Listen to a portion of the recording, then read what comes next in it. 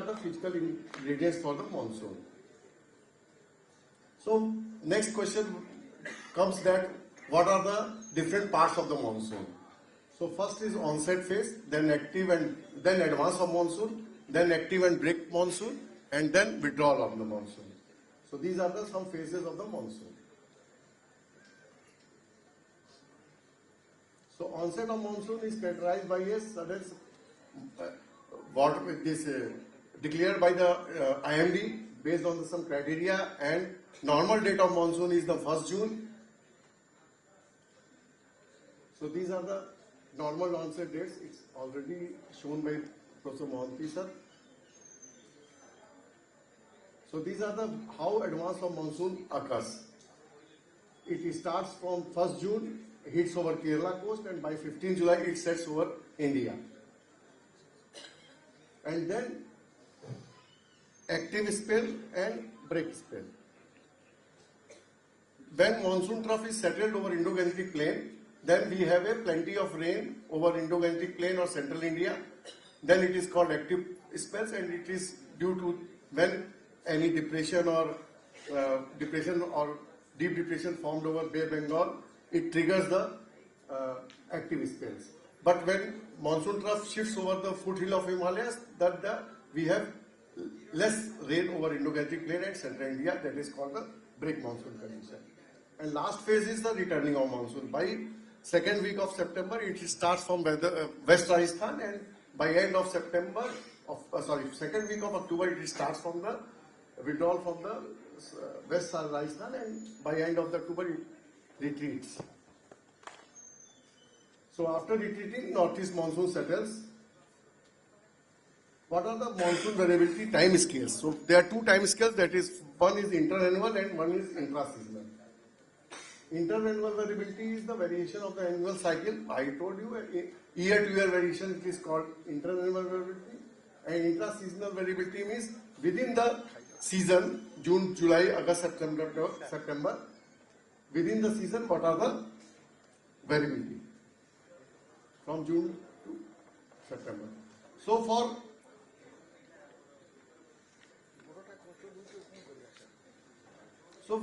to collect the data, we have observational organization. We have two types of data, that is synoptic data, which includes surface data and upper air data, and asynoptic, that is with the help of radar, satellite and aircraft.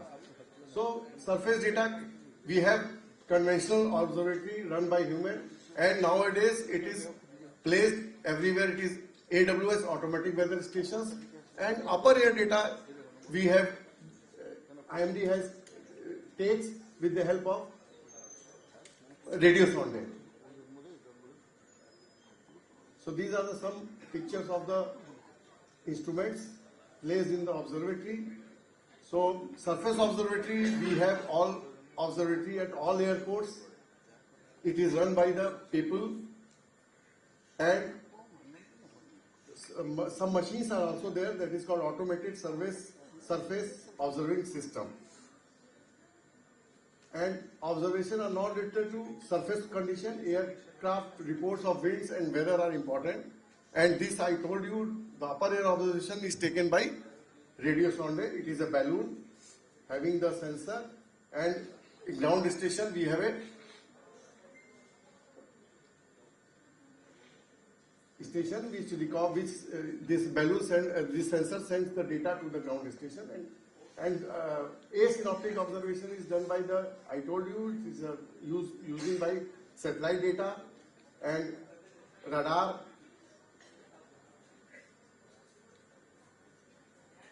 So how observers takes the data, that is IMD deputed the weather observers. They go each day, any fixed time, and they take the data, and daily temperature and precipitation, lot of data they have collected. River level reports also they take, and important for ground truth. So this is the observational data taken by the observatory. Sorry. So what is the classification?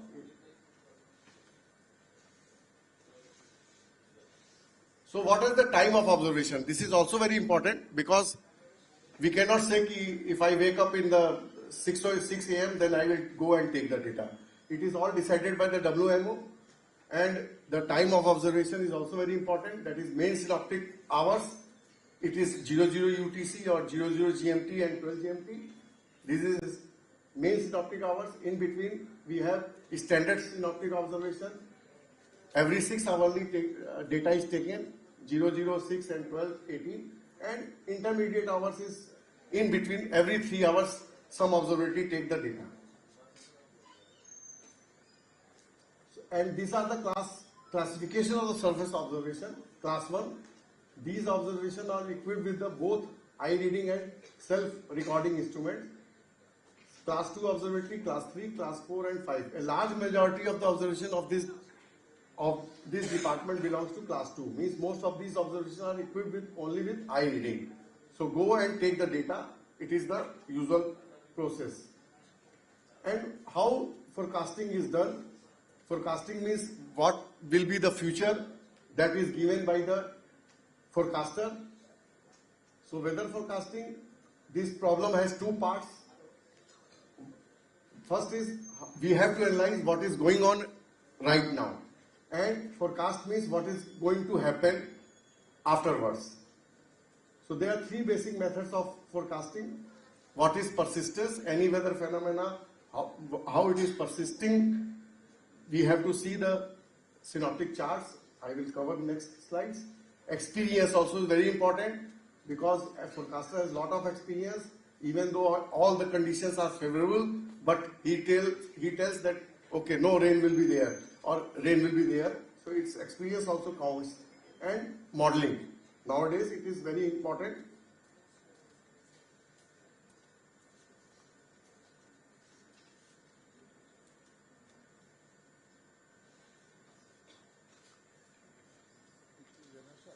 So first is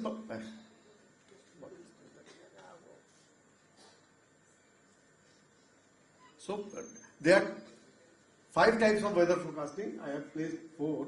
Nowcasting, it is the forecast done by the forecaster for the 2 to 3 hours forecast, and short range for 24 to 48 hours forecast, long range. Then it comes to the medium range, 3 to 10 days forecast, and then extended range up to 15 days, and long range for a month or for a season.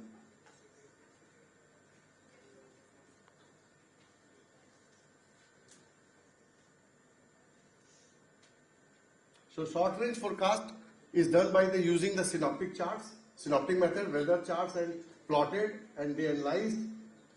Nowadays it is also done by the numerical weather prediction, modeling, numerical modeling. Short range and medium range, it is done by the NWP method. Weather system, when we plot the data, weather system identify, then we have to identify where it will move, how it will intensify and development. These charts are now plotted automatically.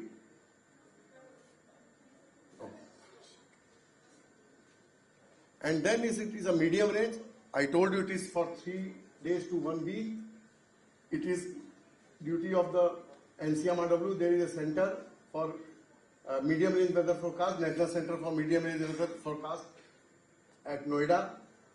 It is having the first supercomputer given to NCMRWF in 1986, I think so, and it is KXMP. And then they have started the numerical weather prediction with the help of that numerical modeling. They have now very successful nowadays. That's why we have very less loss of life for the cyclone forecasting and day-to-day forecast also they are giving very good. And then long range prediction, it is based on the statistical forecast, and they give, IMD gives 2 times forecast, April forecast and June forecast. So 2-stage forecast. In 15th of April they give first forecast based on the 5-parameter statistical model, and June forecast at the end of June they have the data, then they give second stage forecast at the end of June. It is based on 6-parameter statistical ensemble forecast system. So these are some pictures of the extreme weather events. Mumbai, we have examples: Delhi, Visakhapatnam, Kolkata, Bangalore, Chennai. So climate change and extreme events, we know at the mean temperature is risen by 0.6 degree, and then it affects the number of events, rainfall, heavy rainfall events, or heat wave or cold wave. Now, some results I will show you what I have done. Everybody is saying that due to global warming, everywhere the extreme events is increasing. But we have taken this statement from Will Banks that bottom-up approach we have taken, not top to bottom.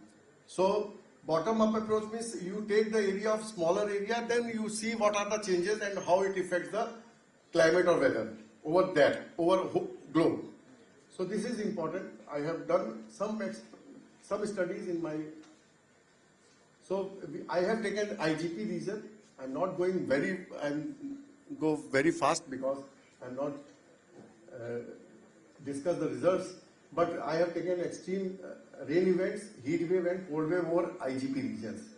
So extreme events we have taken for 110 years data, and these are the subdivisions which covers the Indo-Gangetic Plain, right from Punjab, Haryana, West UP, East UP, Bihar, Jharkhand, and Gangetic West Bengal.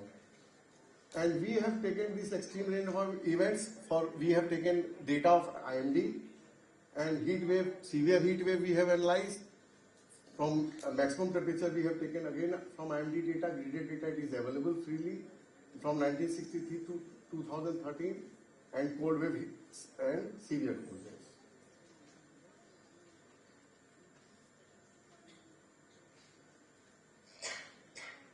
So first study which we had, so this is the IMD classification for the different categories of the monsoon rainfall. Said no rain, very light rain, but we have not studied for each category. We have already ourselves we categorize the these rainfall events. So non-rainy days, category 1 and category 2 and category 3. So when the rainfall occurs in a day for 2.5 millimeter to 64.4 millimeter, it is under category 1. Similarly, 64.5 to 124.4, category 2, and 124.5 millimeter or more, category 3. So we have some results we have already analyzed from June to September for each category. So we can see where some category we have increasing trend, some category we have at least, I will read out next. If you can see, category 1 shows increasing trend in all the 4 months, category 3 decreasing trend in all the 4 months, and category 2 has no variations, not much variations. So it means heavy rainfall events is decreasing, but moderate rainfall events is increasing over Indo-Gangetic Plain. Similarly, we have analyzed for the season, the heavy rainfall events have not increased over the IGP region. That we have concluded. You can see category 1 is increases, but category 3 is decreasing. So very heavy rainfall events is decreasing over Indo-Gangetic Plain. So these again we have done for the decadal wise analysis, and we can see. Then also we can done for the dry spells. Rainfall is less than 2.5 millimeter day for 1 or more days. Prolonged dry spells, short rain events, and prolonged short rain events. So again we can see dry spells have remained unchanged. Prolonged dry spells, prolonged rain events, and short rain events have decreased over the Indo-Gangetic Plain. So again we have done for the decadal. So these are some conclusions. Similarly, as the rain events, we have done analysis over Indo-Gangetic Plain for heat wave and severe heat wave. This is the criteria set by the India Meteorological Department when the normal rainfall of maximum temperature is 40 degrees Celsius and the departure of the day maximum temperature from normal is 7 degrees Celsius or more.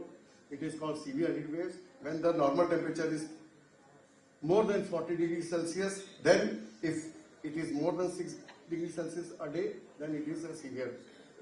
Similarly for the heat wave events. 5 to 6 degree more than normal, it is a heat wave conditions. So again we have chosen 14 stations because small stations we have done. We have taken the data, 14 stations we have taken over the Indo-Gangetic Plain from 1963 to 2013. And then you can see the heat wave we have observed, that highest in Kapurthala and Gorakhpur. And if you can see the trends, heat wave and severe heat wave, it is overall rising trends. Similarly, this is the stations wise.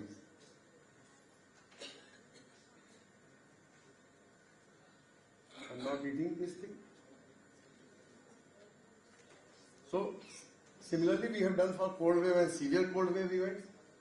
This is the criteria again. If the normal temperature is 10 degrees Celsius or more, departure from normal is less than 5 degree and 6 degree, then it is cold wave. And if it is less than 7 degrees Celsius, it is severe cold wave. Similarly, if the temperature, minimum temperature is less than 10 degrees Celsius, then the criteria is different. So again, we have done analysis for the December, winter months we have chosen, December, January and February. We have taken over Indo-Gangetic Plain. So in this case, we have not seen much differences. So my conclusion for that is mainly that we cannot say if the global warming is there, so everywhere that extreme rainfall events is increasing or decreasing. We have to see in the local scale also. So these are the impacts which have already covered by many speakers: health, agriculture and infrastructure, economy, emission reduction, weekend solution to dealing with extreme events, emission reduction, infrastructure adaptation, education and public awareness, ecosystem restoration. So these are some suggestions. One of the best energy saving is we have to switch off the light when we are not there, and tube lights and bulbs we have to, if dust is there, we have to steam to save the energy.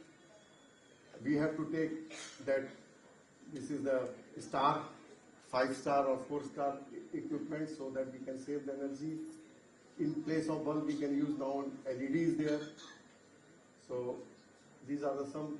Avoid room heater through proper clothing. Plan your building allowing free airflow. This will cut down use of fans.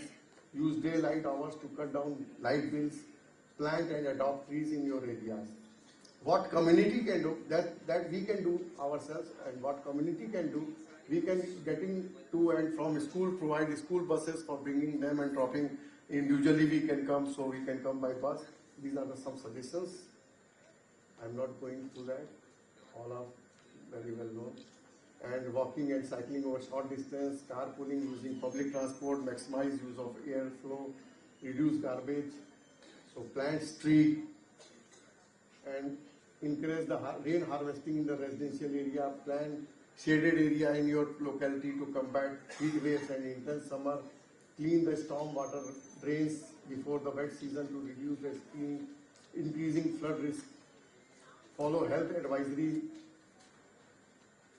So pass it on. Perhaps the most important thing you can do is telling your surrounding people about why it is important to reduce greenhouse gas emissions and slow climate change. Start with your family, then think about how your school and community could be encouraged to change. Act before it is too late. So weather and climate affects every day, no matter where we live.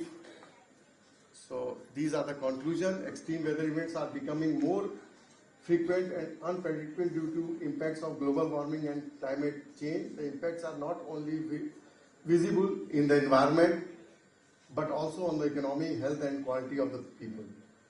Thank you.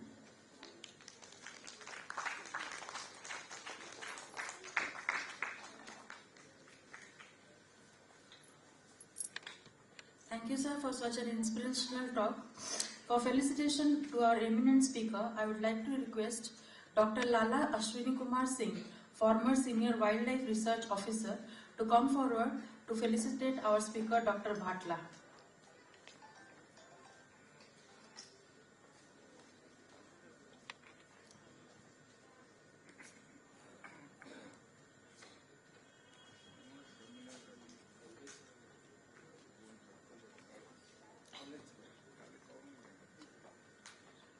All the college poster presentation, please go for evaluation. The evaluators are ready. Please go for evaluation. All the college students, poster presentation. Yeah, good.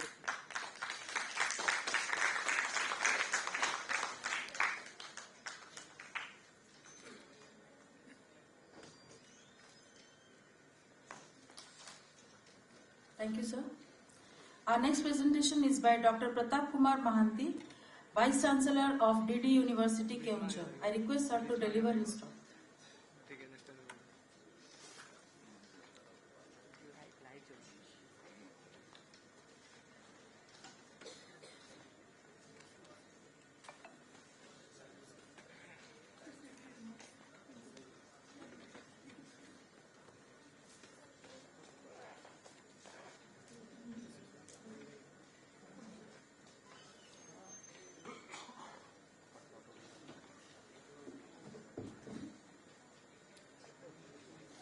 A very good afternoon.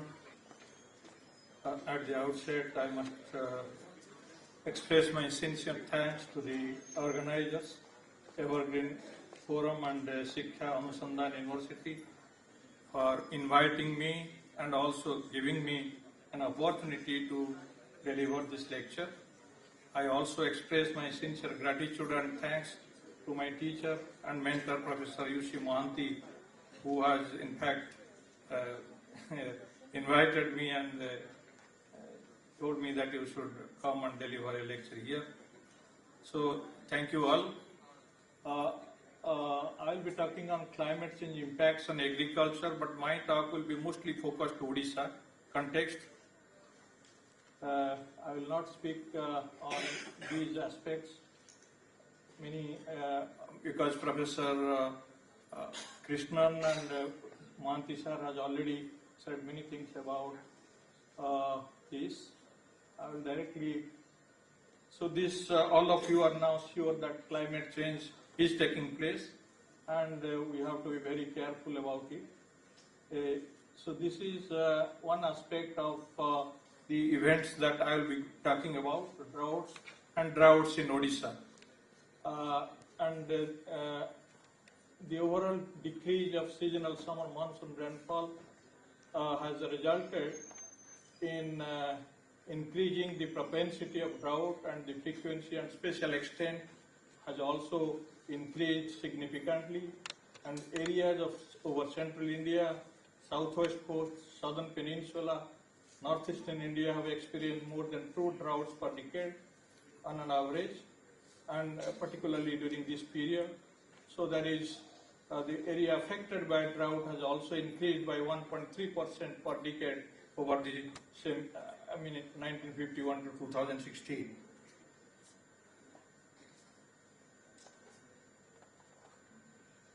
So this is one very peculiar, drought which could not be forecasted, by the India Met Department, and there was a lot of hue and cry because of the drought. These are some of the impacts already. Dr. Bandyopadhyay has already shown you what are the different impacts of extreme weather events on agriculture. So these are some of the examples how the agriculture can be affected. And this is, as I told you, I will be talking mostly on Odisha. Mohanty sir has already shown something. So this is the major disasters as per the data from the OSDMA. And if you look at these number of disasters, I think this is the, sorry, can I make it, no, you just make a slide slow.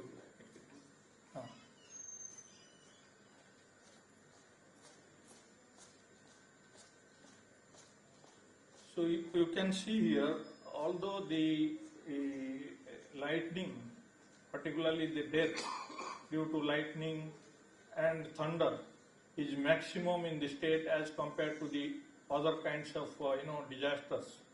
But the the precaution or the precautionary measures that we take probably is the least. Even I was talking to the OSDMA 3-4 days back. They said that that is not our concern at present. Even though every day or every alternate day there is a death due to lightning, they are not concerned. And these are other kinds of disasters which has affected Odisha during this period. So floods, you can see there is a decreasing trend. Again, hailstorm, lightning is increasing trend. Heat wave, of course, there is a fluctuation. So this is the trends of disasters in Odisha. And then these are the cyclonic storms. Recently, I also took the E-Atlas and found that compared to other states along east coast of India, Odisha has experienced, I think, 99 cyclonic storms, both of cyclonic storm and severe cyclonic storm during 1891 to 2023, as compared to other coastal states like Andhra Pradesh has experienced 79. Tamil Nadu has experienced 56 and West Bengal has experienced 48. So Odisha is experiencing the maximum number of tropical cyclones, 99 during 1891 to 2023. So that is how Odisha is very prone to the cyclonic storms, and it causes severe damage to the life and property in Odisha. And this is the number of districts affected due to drought, because I will be talking a little bit on drought. We have done some studies on drought. So over the years, what are the number of districts affected, and 2015 it was highest. And this is one of our study. We studied the meteorological droughts during the monsoon period, and we could see that in Odisha, I think this particularly 1996 was identified as a severe drought year based on SPI and EDI, while 2000 as a severe drought year based on EDI. Excepting these 2 years, we could not see any drought during the monsoon period in Odisha.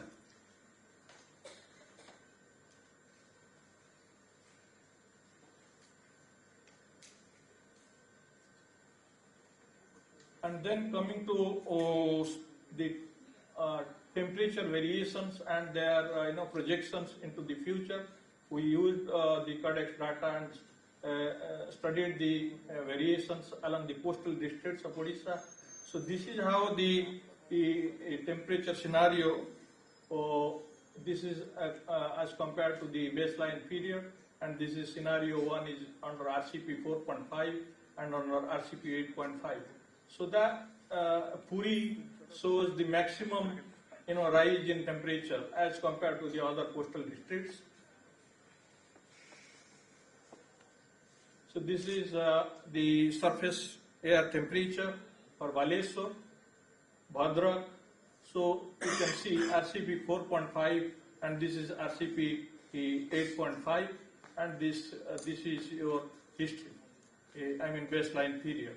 So there is a increasing trend in almost all the coastal districts, but the maximum is in Puri. So this is for 4.5 RCP 4.5 scenario for the 7 coastal districts, 6 coastal districts of Odisha, and this is for the scenario 8.5. So there is a increase in surface air temperature.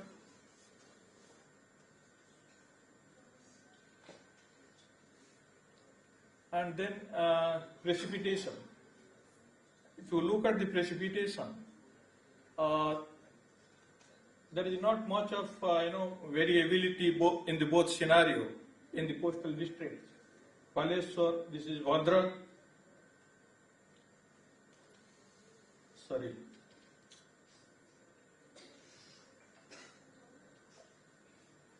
This is by 2100 under both the scenarios. What would be the?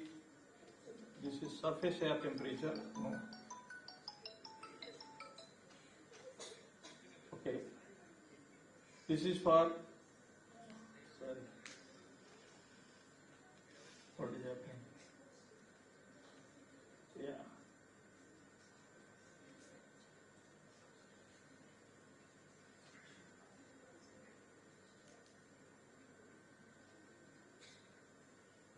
This is for again surface air temperature under two scenarios from Odisha during 2050, and the previous one was during 2020. You see, 2020 we have already crossed, and you see there is not much of difference. But if you go to 2050, there is slight increase, and then further, if you go to 2100, there is a significant increase in surface air temperature of all the coastal districts. So these are based on some of the observations and then projections along the different coastal districts of Odisha. So that means the climate change is also happening in Odisha, and also there is a variability within the state.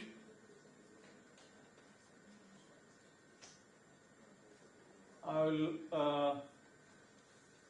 latitudinal temperature shift and agriculture. How the temperature shift, what you have seen, Dr. Krishnan has shown, can bring shift in agricultural pattern. Farmers can take those shift into consideration and then plan their agriculture. For example, farmers could vary the planting time or switch to a different variety of crop or to respond to the changing conditions.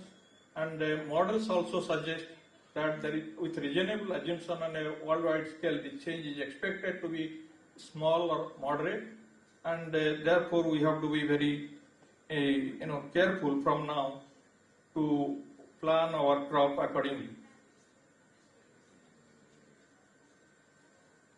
This is all of you will agree with me that climate change, the fight against the climate change is even, or the war against the climate change is more complex and challenging than the terrorism, war against terrorism. And climate change impacts, this is some of the international experience. Actually, if you look at this, climate change is globally impacting agriculture produce, both in the yield and quality.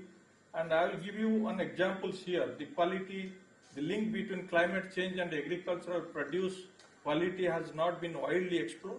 But one of the thing from which you can judge the quality is the wine. Wine presents the ideal system to study this relationship, and wine price is governed primarily by the quality, which is dependent on weather. And most of the famous, Bordeaux equation says that the average price of wine in Bordeaux, France, is a linear function of winter precipitation and summer temperature. So, therefore, if the temperature is rising, the quality is also, increasing. So, climate shift suggests that wine quality may improve with future predicted, climate, or as the temperature becomes more, the wine quality. So wine is again a product, agricultural product.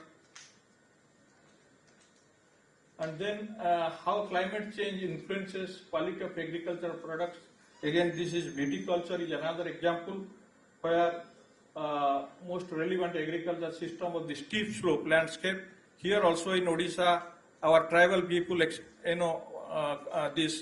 follow this steep slope agricultural practices, which is now vanishing, And similarly in the international scenario, so these, because of the extremes, climate extremes, this hill slope agriculture are gradually vanishing.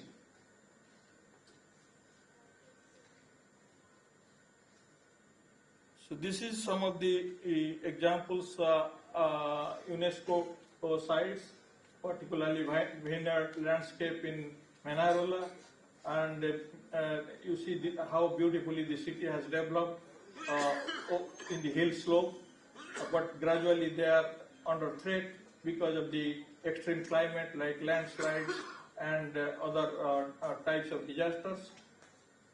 And therefore people are vacating these places, and even this slope culture, the hill slope culture, agriculture, they are abandoning.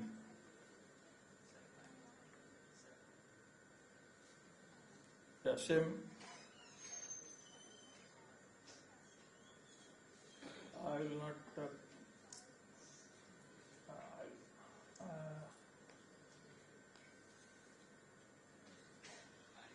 Yeah, this is one slide I would like to explain. This is the river flood and drought conditions in different river systems of the country. I think you can see here these rivers, they will be gaining water, and Mahanadi and Brahmani are coming in our Odisha state. They are going to be flooded, which as we are moving in time. So we can be ready for the floods that we can expect in these rivers, besides other river systems of the country.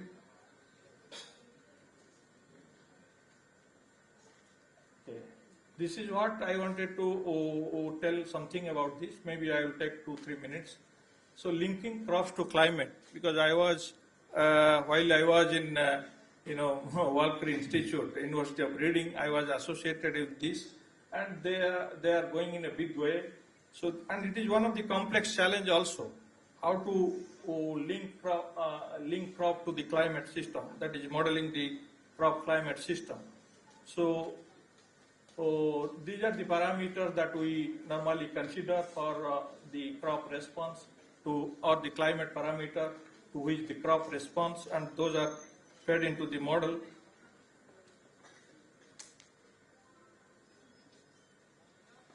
Yeah. I will directly go to that. Yeah, this is no. Yeah.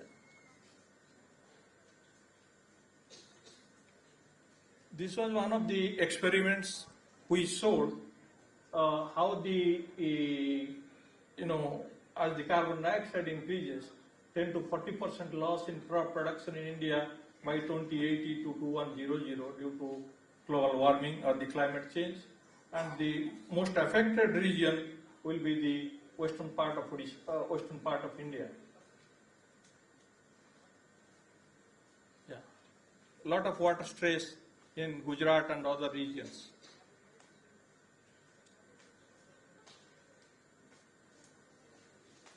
So this is how the different crops will be affected: irrigated rice, rain-fed rice, irrigated maize, and rain-fed maize.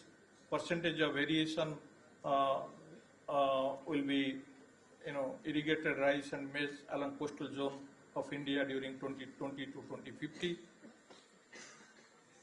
Similarly, climate change and agriculture in Odisha. Odisha coast is projected to have less increase in temperature, that is by almost 1 degree between 2020 to 2050, and irrigated rice yields are projected to increase by less than 5% in Odisha during this period, and rain-fed rice yields are projected to increase by 15% along east coast and reduce by 20% along west coast. Similarly, irrigated maize crops are likely to have yield loss between 15 to 15%, while rain-fed maize shall have a yield loss by 35%. Kharif seasonal rainfall is projected to increase by 10%, and so these are the impacts of climate change on agricultural production in Odisha as well as in India. Because of shortage of time, I think I should stop here. These are some of the actions and way forward. Probably as it has been already indicated to me, so I should stop here and thank you all for your kind patience.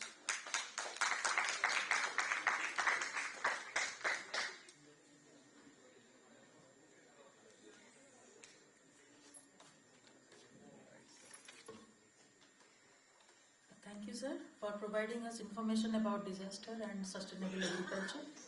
For felicitation, I would like to request Dr. Prakash Jana, President of Evergreen Forum, to felicitate our guest.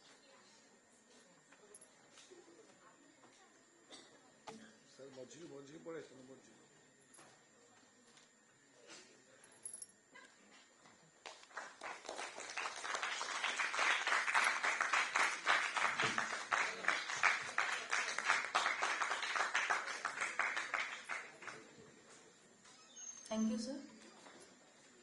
Next, I would like to introduce Professor Dr. Ravindra Kumar Panda, Director, Center for Climate Smart Agriculture, SOA University. Professor Ravindra Kumar Panda is currently serving as the Director of Multidisciplinary Center of Excellence, namely Center for Climate Smart Agriculture at SOA University. Before joining SOA University, Professor Panda was a professor and the head of the School of Infrastructure and Dean R&D and Dean International Relations and Alumni Affairs at IIT Bhubaneswar. Professor Panda is the recipient of several awards and fellowships. To name a few, he was awarded a prestigious Indo-US Fellowship funded by United States Agency for International Development. He has received the Boycast Fellowship of the DST Government of India. He has received the Sankar Memorial Award and Commendation Medal of the Indian Society of Agricultural Engineering for excellence in teaching and research. I request sir to deliver his talk. Sir, please.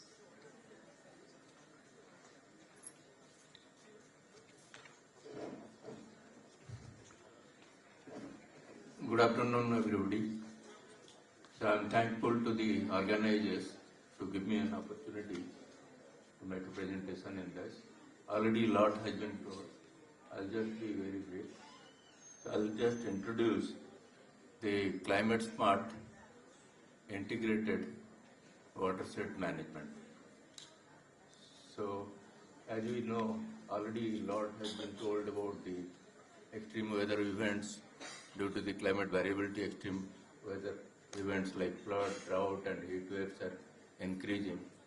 So then when we do management of water and other aspects including rainfed agriculture in watershed scale, so we have to have a holistic approach. So when we say integrated watershed management, it's a holistic approach that seeks managing the land, water and bio resources. Okay, so in a way that balances the environmental sustainability, social equity and economic development. So then when we say climate smart agriculture, we have integrated watershed management.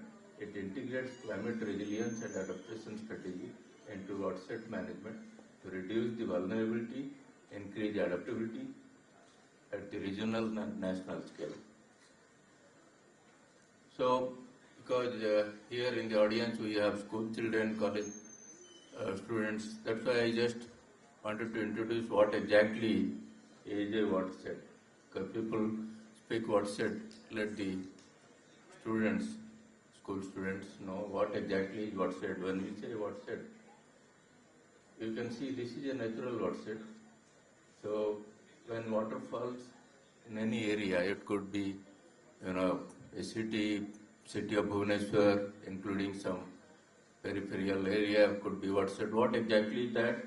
It's a natural area bounded by ridge lines. So these are the two ridge lines.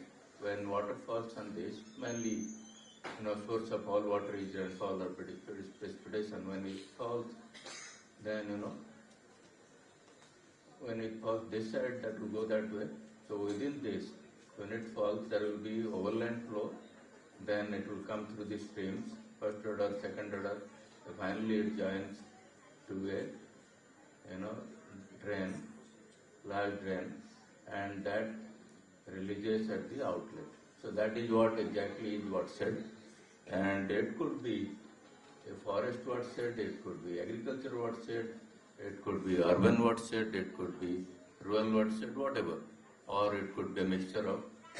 So that way, when you say watershed, so all the developmental work activities now, by the government or whatever agency, it is happening not at geographical level like block, districts, and other level. It is happening at watershed level. So that way, we have to understand how it works. And when we say water balance, so part of it goes as runoff, part of it percolates down to the groundwater, and it can go as interflow also. So this is what exactly is. So when we say, so already Dr. Chattopadhyay has introduced what exactly is climate smart agriculture. I just wanted to show a couple of slides on climate smart agriculture. So exactly it is, integrated approach to address the interlinked challenges of sustainable food security, resource conservation, carbon footprint under accelerating climate change and variability. So it enhances productivity, increases resistance, and reduces emission, greenhouse gas emission. So then, what we have to do, the innovative adaptation and mitigation strategies are needed to be developed to tackle the adverse impact. So then awareness creation and other things are there. So then technological intervention has to be there to tackle the adverse impact. So then policy and other things are there. I'm just quickly going through. And then what are the benefits? Benefits could be optimizing the use of resources like water, fertilizer and other inputs in agriculture. So then adaptation, as I told, mainly how climate affects the agriculture. So soil moisture stress could be there, heat stress could be there, temperature stress could be there. So climate smart agriculture tries to address that, including the greenhouse gas, say by conservation tillage, planting cover crops, using biochar, and precise fertilizer application to reduce pollution. So then comes sustainable water resources management. Okay, climate smart water resources management, when we say, it focuses on sustainable use of conservation, because water and land, they go together, integrated. When we say integrated watershed management, as I told in the beginning, land, water and bioresources, so they have to be integrated. So I'll just tell one by one. When we say water management at watershed scale, so water saving techniques like rainwater harvesting, micro irrigation, to precisely use, not abuse. So those techniques have to be adopted. So it integrates flood management, drought preparedness, early warning system. A lot has been told about this. So water resources has to be used more efficiently.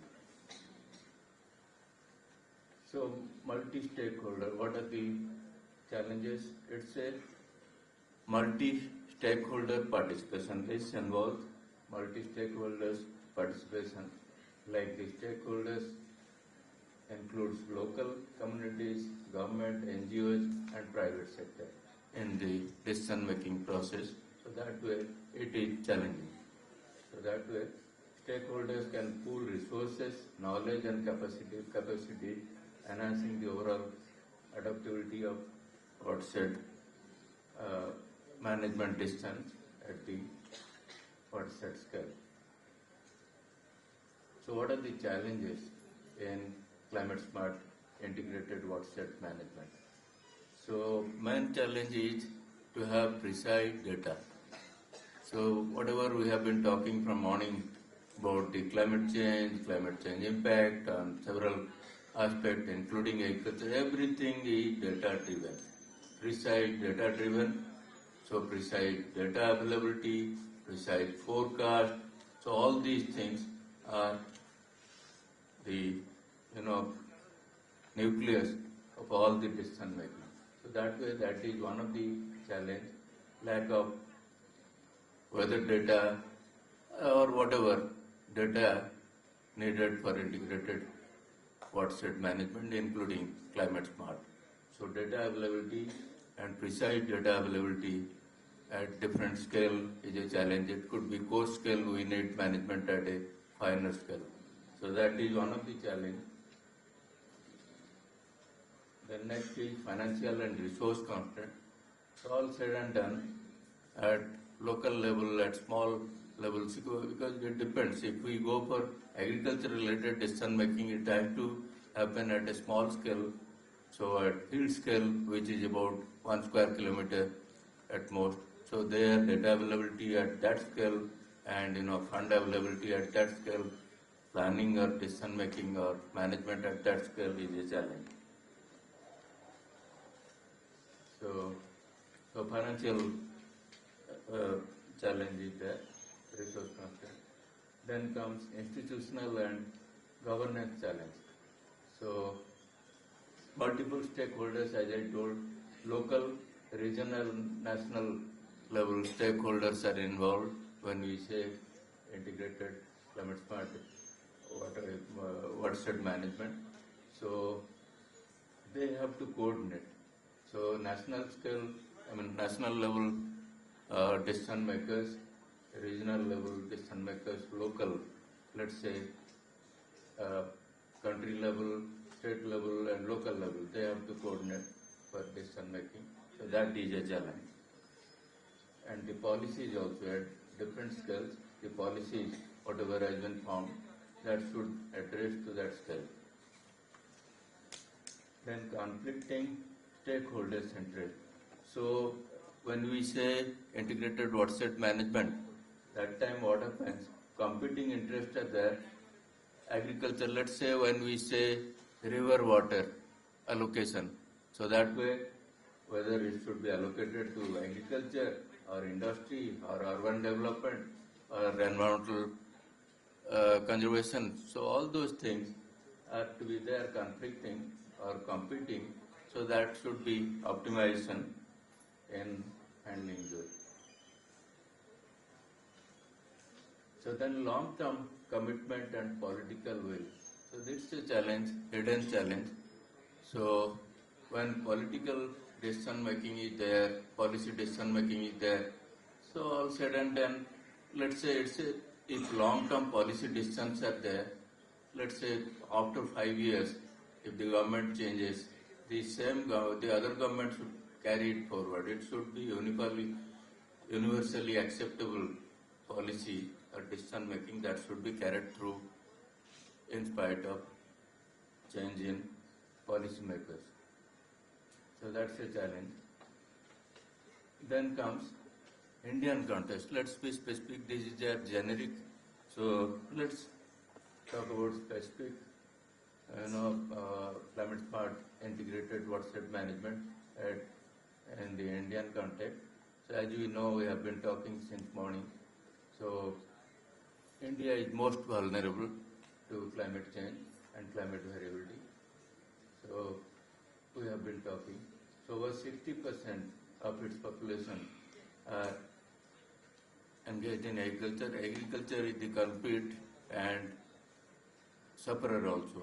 So that way, everything should be addressed at that scale so that finally at the end of the day, the agriculturist gets benefit. So mainly rural communities relying on natural resources for their livelihood. So watershed scale management should be useful for them. So India, we have diversity in land, water resources, and everything, bioresources. So improving water security. India faces severe water crisis. About 54% of the population are water stressed. this, if we properly go for climate smart integrated watershed management, that can improve water security by promoting water conservation, soil conservation, rainwater harvesting, efficient irrigation, watershed restoration. One of the measures could be micro irrigation, any precise irrigation, so that mainly the resources,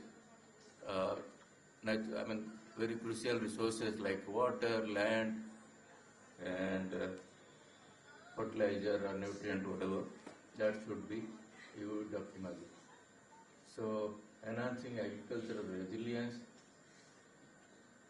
So, mainly we should go for climate resilient cropping system that has to be developed. So, these are local specific, regional specific. So, it has to be addressed regionally with local or regional interest. So, alignment with national policy and climate communities. So, like at international level, some decision making is done at the national level. So, existing policy, it has to be tagged to that, integrated with that. We can't change the policy for this purpose. We have to fit into that. So it should be aligned to the policy to leverage maximum benefit. Access to financial, national and international funding sources, like Dr. Chattopadhyay was telling, World Bank is willing to fund, national funds are there. So we have to know how to tap, from where to tap, and how to use that fund. So then the challenges under Indian context. So institutional and government challenges. So like we have fragmented institutional framework, okay, multiple agencies at central scale, state scale, local level, each with different mandate, work in silos, so that becomes inefficient management, lack of coordination. In absence of integrated policies across the sectors like water, land, agriculture and forest should be there. So technical knowledge gap, when we take local level decision, so the progressive farmers or whoever are at that level, stakeholders, they should have the knowledge to understand what exactly is the climate change and what should be the mitigation strategies. They have to have some sacrifice for a long-term gain. They should understand that. So again, planning, okay, so I'm not stretching much. I'll just quickly go through social and cultural resistance for any change. Like we have been talking, let's go for a climate resilient farming system. Let's say this part of the country, they heavily depend on rain-fed rice. We can't outrightly tell them, okay, you change it, to cope with the climate change, to have high value crops. So it has to be convinced and partially done. So yeah, they may be reluctant initially to adopt. So I'll go across. I'm just showing you an example. So World Bank, in a big way, they're addressing this integrated watershed management, scientific integrated watershed management already has been done at watershed scale, micro watershed scale. In Karnataka they have done. Now it is being done in Odisha. So there, through government, let's say in Odisha, the implementing agency, government department is soil conservation and watershed development, and there are 4 technical partners in this. It has started since 2021, it was sanctioned 22. Why I am telling? I was part of it, I got it sanctioned. There are 4 technical partners, IIT Bhubaneswar, then Indian Institute of Water Management, OUAT, and that ICR Institute in Koraput. So there are 7 districts allocated. OUAT is looking after 3 districts. So IIWM 1, That Koraput ICR Institute 1, IIT Bhubaneswar is looking after Dhenkanal. So I was the PI for that. We got it sanctioned. Now also I am connected to that as advisor. I am just quickly showing you how it works at the grassroots level. As I told, the challenge is quality data, monitoring and use. So that is happening at grassroots level. Mainly soil and water conservation measures are being adopted. So the target is how to, under the present current climate change system and other system, how to improve the yield and how to improve the soil moisture at the root zone with soil conservation and water conservation structures. So I'm not going into details. So you can see use of modern tools, okay, for studying the climate resilience and livelihood enhancement. So provide scientific advisory on weather, crop, soil and water, address soil erosion, deforestation, degradation of land, introduce modern science-based watershed practices, enhance soil moisture, biomass productivity, reduce soil erosion.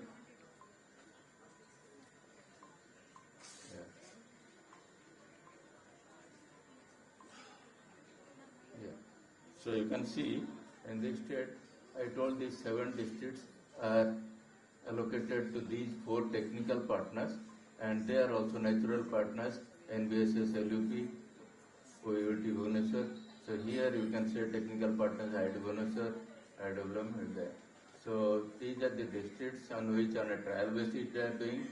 So initially with 5 lakh hectares, that is going to spread all over the state, 20 lakh hectares. So that way, 7 model watersheds have been taken, and this Dhenkanal district is adopted by IIT Bhubaneswar. I am still part of it. So you can see I am not going to elaborate. When we say watershed hydrology, mainly these are hydrology partners, water management. It integrates with land and bioresources. So when we say hydrological decision making, watershed hydrology, land use, land cover, soil moisture, evapotranspiration, groundwater recharge, stream flow, surface runoff, seepage, percolation, topography, slope, climate variables, all these things are addressed. So the hydrological inventory, when we say decision making, all these I am not going to discuss. This has 4 verticals: surface water model, groundwater model, water allocation model, crop model.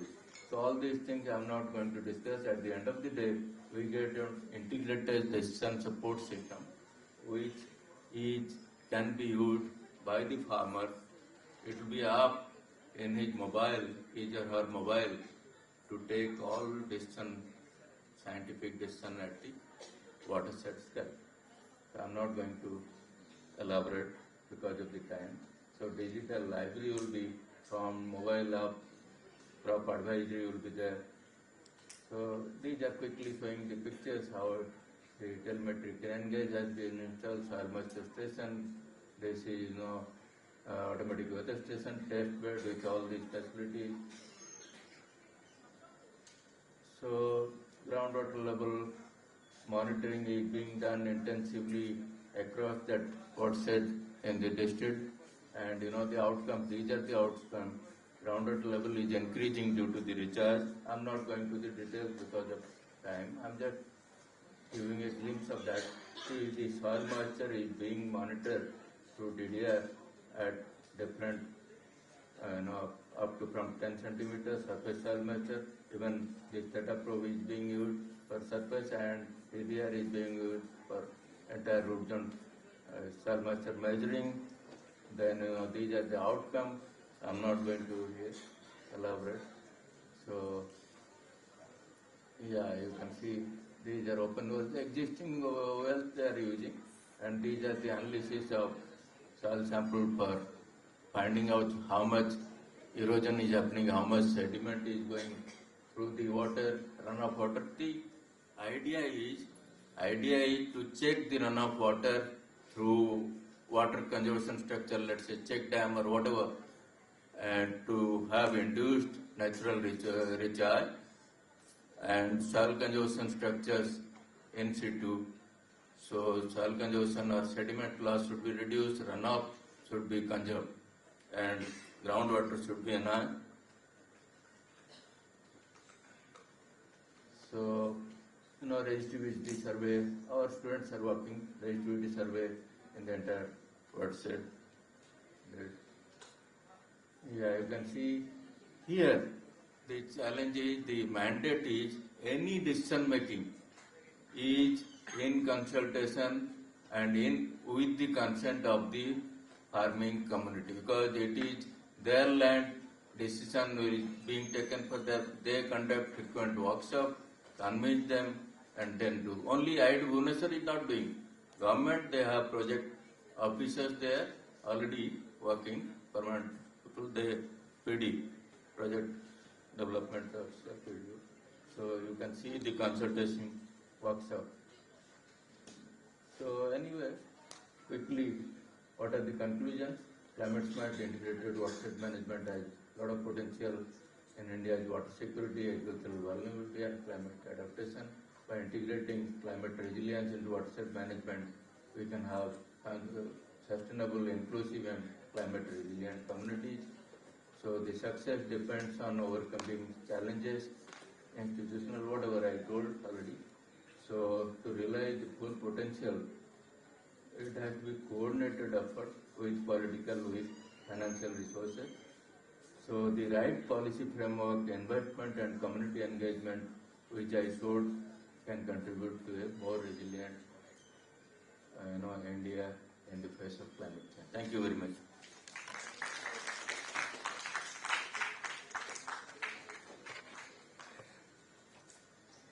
Any clarification question? Okay, thank you.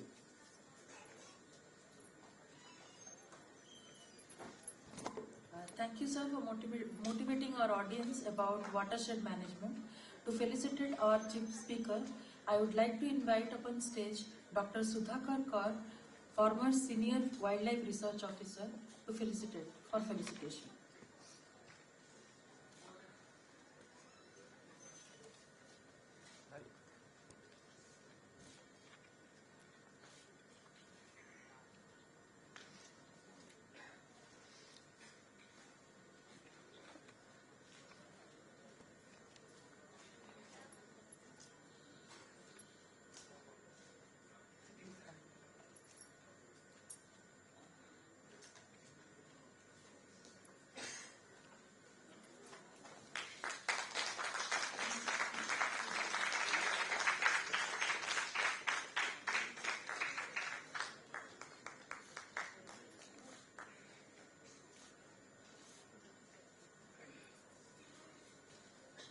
Thank you, sir.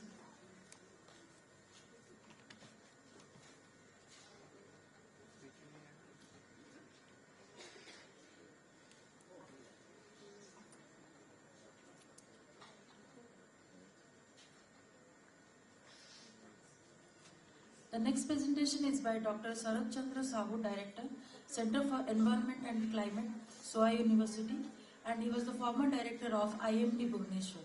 He will be talking about climate change and its impact with mitigation steps. Sir, please.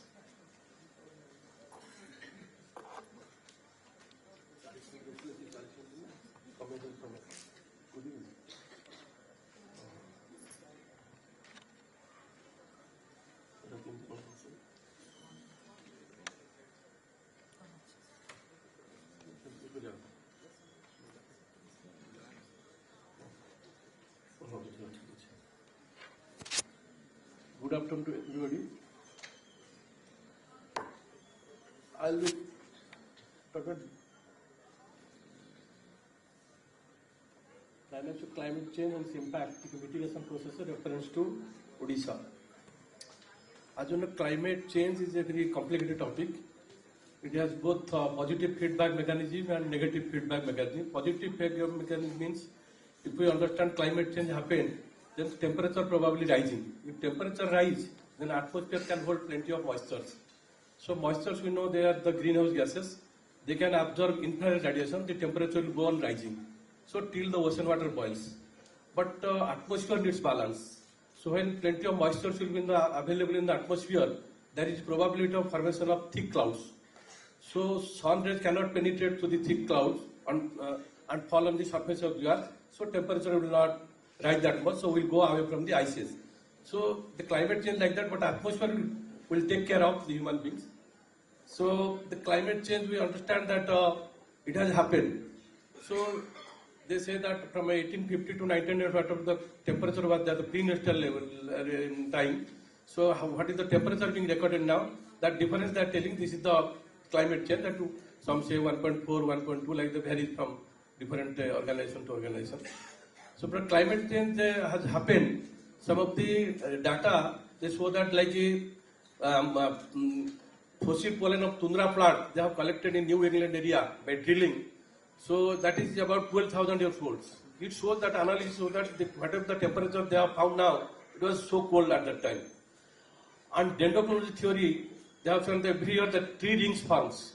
So the tree rings has correlation with the precipitation, that is rainfall and temperature. So development of tree rings also gives the idea whether climate change has happened or not. Third, they are telling that drilling in the ocean floors. So they have studied that calcium carbonate cells. From there also they have found that climate change has happened. Another theory is telling that oxygen isotope. Oxygen has 8 protons and 8 neutrons in its nucleus. But out of 1000 oxygen, there is an additional 2 neutrons. When 8 protons and 8 neutrons are there, atomic weight is 16. And another 2 neutrons are added, so atomic weight will become 18. So when there will be heating in the ocean floor, so these will be evaporated. So lighter atomic weight, that means atomic weight 16, it will be evaporated and stored as ice in the glaciers or high-rise mountains or the polar regions. Whereas heavy weight, that atomic 18, will remain in the sea some portion. If the ratio, because that is with the help of that calcium carbonate cell of marine organisms, they have found that the atomic weight 18 and the atomic weight 16 ratio, if it is higher, colder climate, if it is lower, warmer climate. These are the data that indicate that climate change has happened. So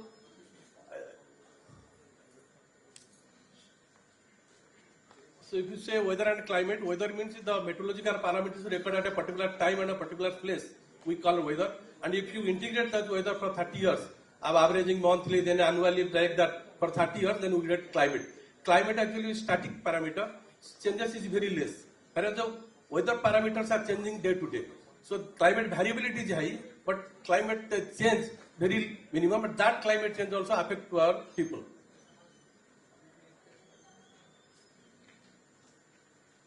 So here is that if there will be, because we have two radiations, one is radiation coming from the sun, this is short wave radiation, another radiation released by the earth, there is a long wave radiation. If the radiation balances both, incoming radiation, short wavelength radiation, and outgoing terrestrial radiation balance, then there will be no climate change. They are showing that the earth is getting radiation by two processes. One by the sun, that is 161 watt per meter square. Another by presence of greenhouse gases, 333 watt per meter square. This is 494 watt per meter square. If you see the calculation, 494 watt per meter square going to the upper part of atmosphere, only 0.9 is watt per meter square is absorbed by the earth's surface. And this balance is maintained, means climate change will not be there. We have the seasonal things will manage, but the incoming radiation will remain same. But outgoing radiation is blocked by the greenhouse gases. How it is that? I will show. So the climate change also we understand based on the extreme weather events. These are the extreme weather events have occurred different times. Extremely heavy rainfall, 994 millimeter, 24 hours, 27th July. Like that cloud burst 5th August 2010 in Leh region because it's very far from the sea. So heavy rainfall 350 millimeter and Laikara in 15th August 2012 in Jharsuguda district. Similarly, Jharsuguda also recorded 220 millimeter 15th August. Cloud burst in Jammu and 4 cyclones, Phylline, Helen, Lair, Madi formed in 2013 after 99 super cyclone also. Because these are the number of extreme cyclones and number of frequencies also indicate that climate change. Unprecedented flood in Srinagar first week September, or flood Chennai December 2015, severe heat wave in India, particularly Odisha in April 2016, severe flood in July 2000, Kerala flood 2018. In 2018 also there are 4 cyclones formed. Dai, Titli, Gaja, Pethai. These indicate that climate change has happened. And in recent past also we have seen from 2019, pre-monsoon season we are experiencing one or two severe cyclone storms. 2019 Fani, 2020 Amphan, like that 2021 also, 22, every year, because earlier we are getting cyclones in October also, that was rarely. So climate we understand based on the data from the atmosphere, ocean, land and cryosphere. Cryosphere means the ice belt regions. So these are the parameters we collect: temperature, precipitation, snow and ice, sea level and ENSO, climate extremes. Based on the data, the climate, whether it has changed or like that, it is decided. So climate change is mainly caused due to the population. You can see the population increasing because population for the habitat, for the livelihood. So all things, they have to cut the jungles like that. So and urbanization also.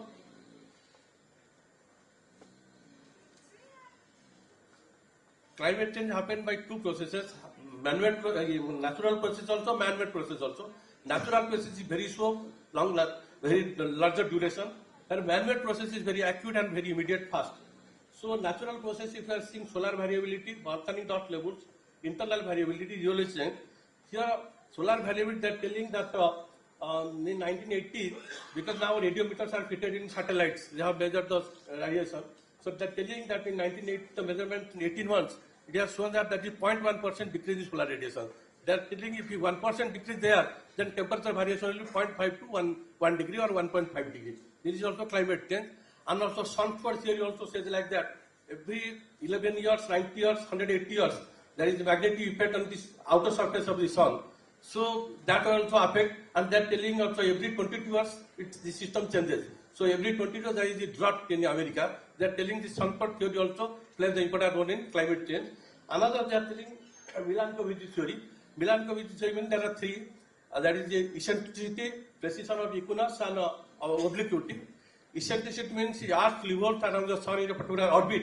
That orbit changes from elliptical circular again back to elliptical. That cycle is 1 lakh years. Because we have perihelion in January and epihelon in July. So they are telling the distance is the variation is 3%, whereas the energy variation is 7%. If the distance varies 7%, the energy variation is 21%. So it will have effect on the climate.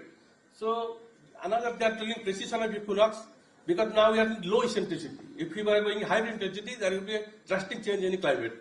Now, similarly, precision of equinox, when the Earth rotates on its polar axis, so it ovals like a spinning top, changing timing of equinox and what we call our solstice. So this precision of equinox cycle is 26,000 years. Now we have nearest to the sun in January, that is called perihelion. Farther to the sun in July, that is called epihelon. After 13,000 years, it will be changed.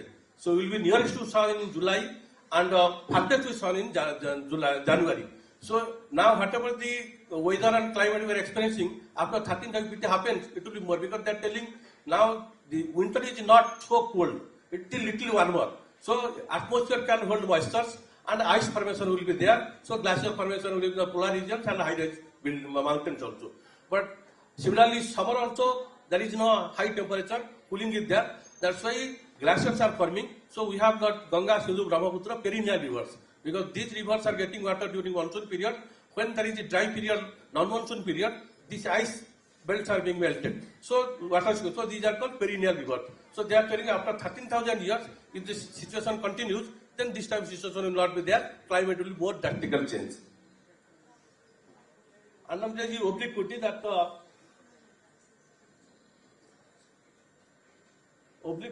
is a tilting. Because while the Earth rotating the axis, it is not perpendicular, tilting. That tilting varies from 22.5 to 24.5, again back to 22. That is a cycle of 41,000 years. Now we are on 23.5. Part of the climate we are experiencing, when it will go to 24.5, the climate variation will be more on the top of the atmosphere, like basically in the middle latitude regions and high latitude regions.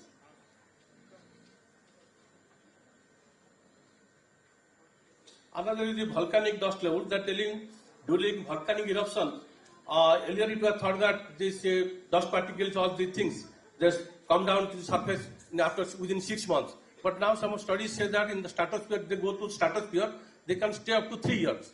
So where in that there are sulfur dioxide, nitrous oxide. Sulfur dioxide reacts with water vapor, forming sulfuric acid. Nitrous oxide reacts with water vapor, nitric acid. So they will form a haze layer. So like 7-8 years back, there was in Europe same thing happened. So most of the flights were cancelled because visibility was poor. So it may cause also climate change, but it's a natural process. Another is the internal process. Internal process means our El Nino, La Nina, and Arctic ocean like that. Because El Nino, La Nina, this El Nino also, that is the abnormal rise of sea surface temperature in the central equatorial Pacific region. So what happens when temperature rise from normal 0.5 degree, they call it El Nino. If it 0.5 degree to 1 degree Celsius, this is a weak El Nino. If it 1.0 degree to 1.5 degree, it is a moderate El Nino. If it is more than 1.5 degree Celsius, it is called strong El Nino.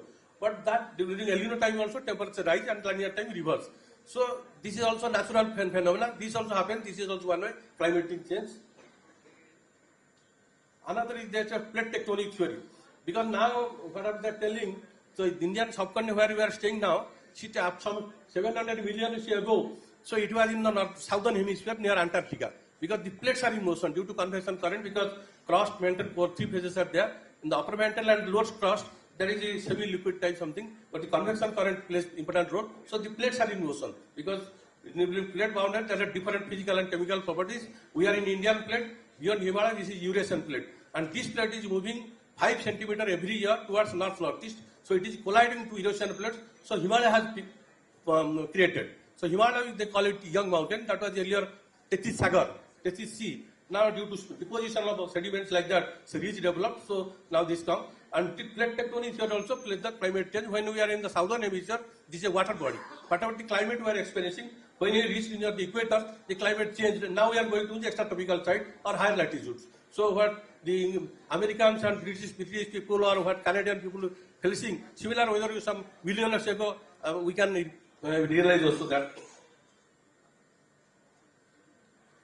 So these are natural process climate change, but man-made changes, they are telling that these are the different gases: nitrogen, oxygen, water, argon, carbon dioxide. This water, carbon dioxide, methane, nitrous oxide, and ozone, these are called greenhouse gases. Why they are called greenhouse gases? Other gases, they are not called as greenhouse gases. Because major source of greenhouse gases are natural causes, energy production, industry, transport, land use, animal husbandry, domestic sources. These are the main sources of greenhouse. These are the greenhouse gases because based on this temperature, Earth's temperature is the maximum temperature at wavelength 0.5 degree micron, and Earth has 10 microns. So they're telling, so each element, they have got specific reservation in absorption of the wavelength band, because we have got 3 bands of radiation, that is the less than 0.4 micron is ultraviolet radiation, 0.4 to 0.7 micron it is a visible portion, and more than 0.7 micron it is infrared radiation. This is heat energy. So like that they are telling that ozone it absorbs in between 0.2 to 0.3 micron, then again 9.6 micron, that is infrared portion. Then your water, what we call water vapor, 1 to 8 microns, more than 12 microns, carbon dioxide 13 to 17 microns. So they have the reservation, that's why. So they are transparent to the solar radiation, because solar radiation is short wavelength radiation, Earth radiation is long wavelength radiation. These greenhouse gases, their outer shells are in such a way they are created or formed, I don't know. So exactly SPDF what is called. So they absorb only terrestrial radiation. And terrestrial radiation is infrared radiation, this is a heat energy. When they are absorbing it, they are re-radiating it, so temperature rising on the Earth surface. That's why they are telling the greenhouse gases play the important role for rising temperature. So you see, carbon dioxide, once it has gone to the upper atmosphere, can stay 120 years. Its global warming potential 1. Whereas methane is 11. That's why now they are telling, compared to carbon dioxide, methane is more harmful. That's why they want to stop the generation of methane, the different process they want to apply, like the food changing, because methane is caused due to non-vegetarian foods. This is a grooming process by the domestic animals. So that's why people should make vegetarian. Because non-vegetarian people, we have to keep goat, sheep, buffalo, like that, so many things. So methane and paddy cultivation also methane gas is generated. So they are telling that alternative crop management has to be developed instead of paddy. So nitrous oxide and chlorofluorocarbon also, they play the important role for these greenhouse gases and climate change like this. So you see, from 2006 data, United States is the major contributors of carbon dioxide to the upper, then China, Europe, Russia, India and Japan. recent data 1990, 2003 were United States, China, Europe, Russia, India, Japan. And now recent data 2017 shows China is the most emitters of carbon dioxide compared to United States, then India, then Russian Federation, Japan. So they are telling the global temperature because equatorial region or tropical region is hotter, polar region is cooler. If you take the average of the globe, the temperature comes 14 degrees Celsius. Here there is a balance between incoming solar radiation and outgoing radiation. Everything is okay. But the second picture B, you see solar radiation 240 watt per meter coming to the surface is alright, but 230 is going because carbon dioxide concentration increased 2 times. So, but atmosphere needs balance. So when on the third picture, 240 equal to 240, but 1.2 degrees Celsius added. This 1.2 degrees Celsius we call it global warming because globally it should be 14 degrees Celsius, and to make a balance to 1.2 degree added by the nature itself. So that 1.2 degrees Celsius is called global warming. So global warming increase of greenhouse gases concentration causes a reduction in outgoing infrared radiation. That the Earth's climate must change somehow to restore the balance between incoming and outgoing radiation. This climatic change will include a global warming of the Earth's surface and the lower atmosphere, as warming up is the simplest way for the climate to get rid of the extra energy. 8 warmest years worldwide like that. January 2000, December is the warmest decade. Replacing, but every year they are telling that this is the warmest year compared to the previous years. So replacing trees and vegetation pavement cause rise in global warming is a fact. Unlike the sudden phenomena, volcanic eruption or tsunamis, global warming is a slow process and it can be controlled by precautionary measures by the human beings. So here also they are telling greenhouse gases presence in atmosphere is essential. Without greenhouse, our survival is difficult. You see in the first picture, so greenhouse gases, it's not, but hypothetically if we are removing greenhouse gases from the atmosphere, the temperature will be reduced to minus 18 degrees Celsius. Whereas our temperature is around 14 degrees or 15 degrees globally temperature. But second picture you see, in presence of greenhouse gases, it is 15 degrees Celsius. So effective temperature 33 degrees. So presence of greenhouse gases in the atmosphere is essential, but should be controlled, but balanced state. Because if the temperature continues minus 18 degrees for months or years together, survival by human and plant life impossible. So greenhouse gases presence is essential. That second picture is showing. So that's why effective temperature showing 33 degrees Celsius. So they are telling dinosaurs also became extinct due to methane gas generation. They take the around 90 ton weight, 140 like that, half ton of food in one day. So lot of methane gas generated. They are domestic type animal type, and to rooming process methane gas was generated. So the dinosaurs could not adjust that one, so they became extinct. Next will come ozone. Ozone actually, ozone molecular oxygen atomic combination in presence of ultraviolet radiation, ozone is forming. And ozone creation and destruction is a natural process balancing in the upper atmosphere. Ozone actually present in the stratosphere around 25 kilometers height from the surface of the earth. But this ozone and destruction happen due to chlorofluorocarbon.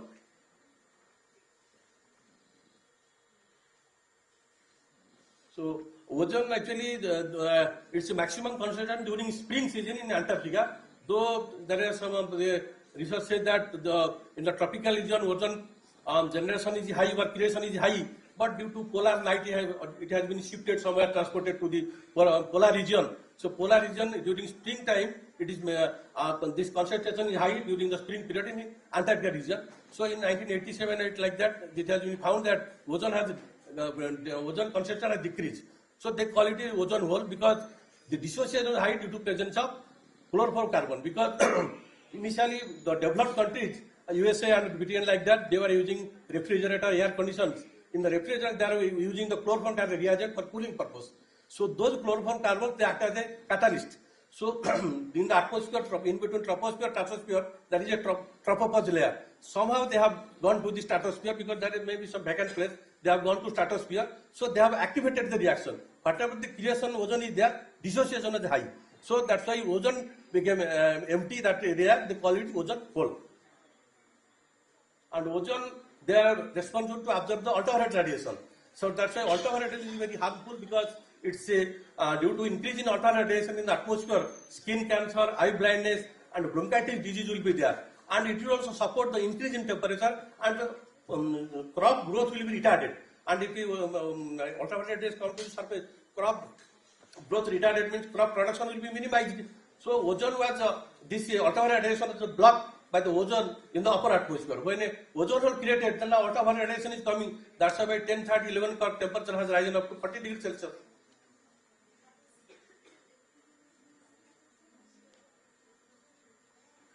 So aerosol, they also play the important role in the climate change. The sulfates, organic carbon, black carbon, nitrates, minerals, dust, and sea salt. Because white things, say, it is what you call the reflect it, black,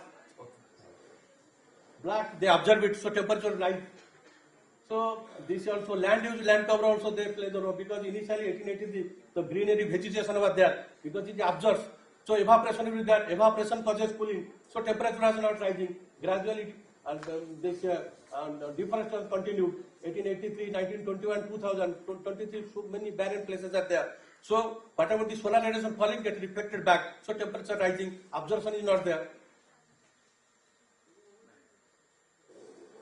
So there are so many the greenhouse gases that telling we thought that during COVID period, though everything was stopped, the factories and everything, but still then greenhouse gas emission increased. You see 400 ppm 2015 and 2020 it was 413.2. Recent data shows that 2023 it was 413 something, but now to May 2024 they are telling 427 ppm. But in 1700 it was around 280 ppm. But now it is, because this greenhouse gas emission, it has caused the rise in temperature because enormously increasing. So these are the factors which cause this environmental program: urbanization, industrialization, population growth, introduction of disposable products and containers. So climate change affects agriculture and livestock. So declining productivity of important crop and livestock, flowering of paddy 26 day Rajkanki area of Kendrapada district in 2019, adverse impact on food security, changes in placement. These are the impacts of climate change. And the extreme weather events also caused due to climate change. And then change in general circulation, sea level rise, change in rainfall pattern, rise or fall in temperature, more frequent and intense severe weather. That is also because they are telling general circulation changes, and this jet stream also may be shifting something, so it will have problem to the mid latitude regions. They will have, because their weather and everything depends upon jet stream.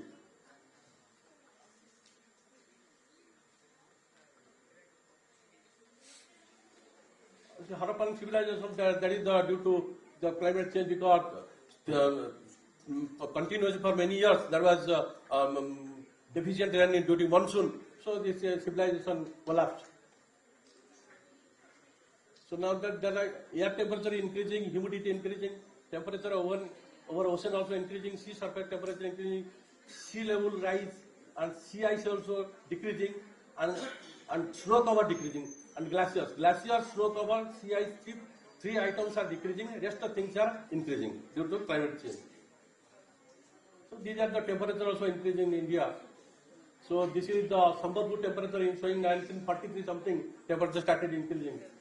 And the data, because we have got 1951 to 1980 maximum temperature, that is normal data, 1981 to 2000, and 2016 maximum and minimum temperature, 2016 maximum and minimum temperature, both were higher compared to the normal data of 1951 to 1980 and 1981 to 2010.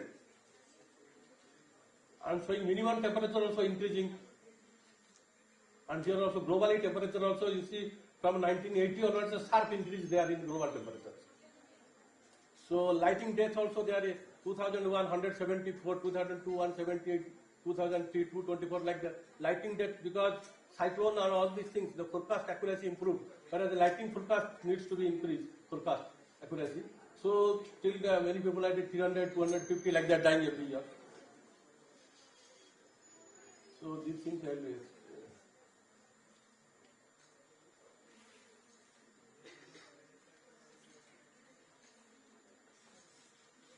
So lightning, if lightning provided there, go inside the building, avoid to stay near elevated objects or isolated trees.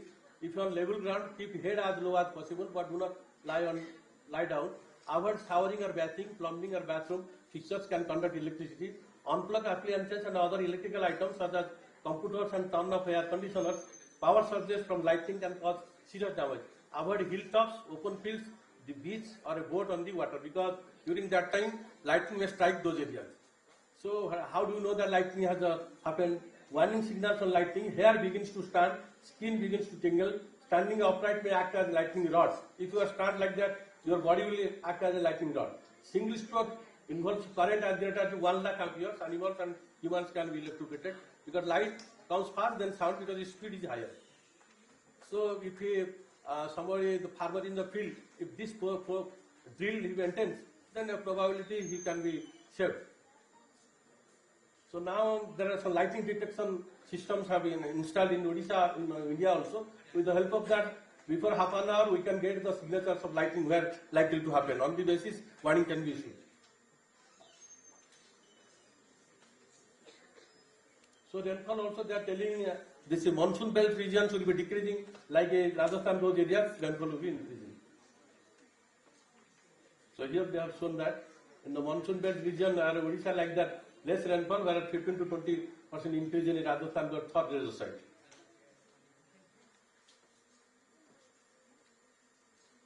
Cyclone, they are telling the cyclone storms are decreasing, whereas the severe cyclone storm on a higher intensity, they are increasing.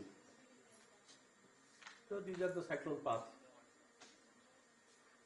So what number of cyclones have crossed Odisha coast compared to other states?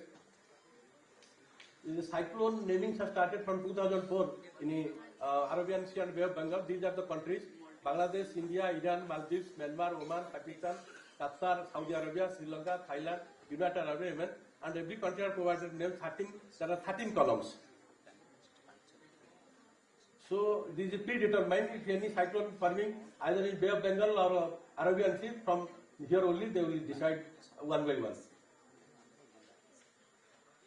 Because we know that climate change has happened, we have to survive here. So adaptation process is required. Adaptation means mainly because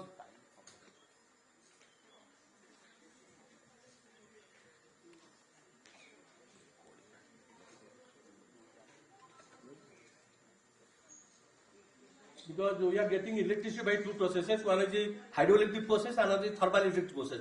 They are telling instead of creating new thermal plants, the existing thermal plant, retune it to generate more electricity, and we should go for the renewable source of energy, because hydroelectric sources of energy will not provide that much of population and develop this number of industries. So we have to depend upon thermal electricity. But for our livelihood and all this service and all this, we have to develop economical development.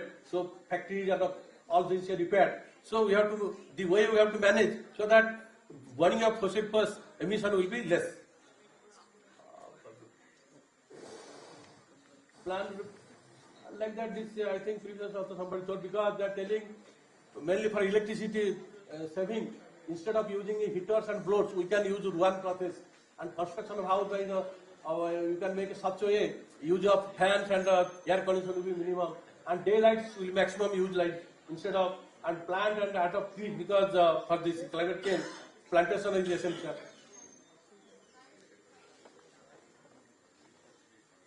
So this adaptation process.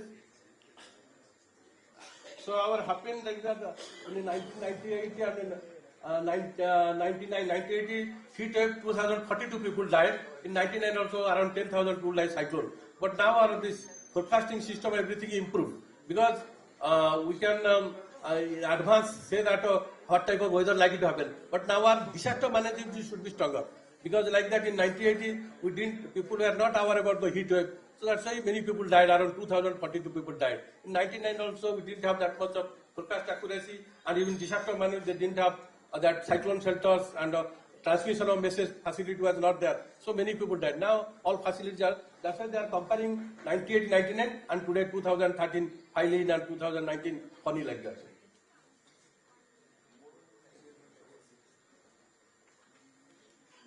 Okay, planting more trees they are advising, and conclude encourage use of eco-friendly goods which may be costly now, but in the long run are economical as they avoid negative impact due to global warming. Cyclone characteristic change for each cyclone as well as occurrence period. Latest timely bulletin may be followed. Self-preparedness for stock of dry food, valuable documents, road leading to cyclone shelter, emergency, central police control room, mobile telephone number, radio for latest news, stock of candles, etc. Don't get planning and exchange of information with the neighbor. Suggest to the policy makers like the municipal corporation introduction of solar and waste generated power for lighting in the streets, parks and other public areas. So I think renewable source of energy use they are encouraging. Thank you, sir.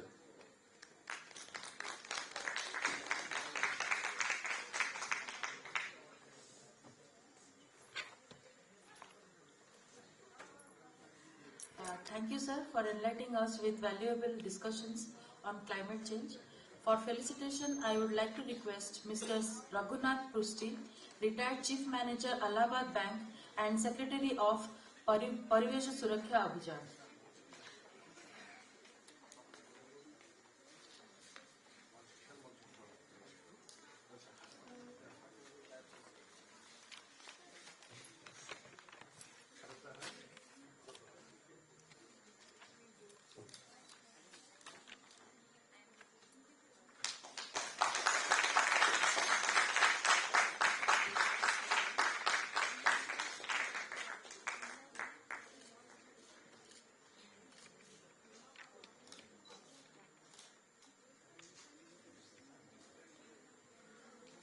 Thank you, sir.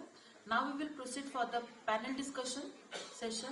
So we'll make the stage ready and we'll call the panelists.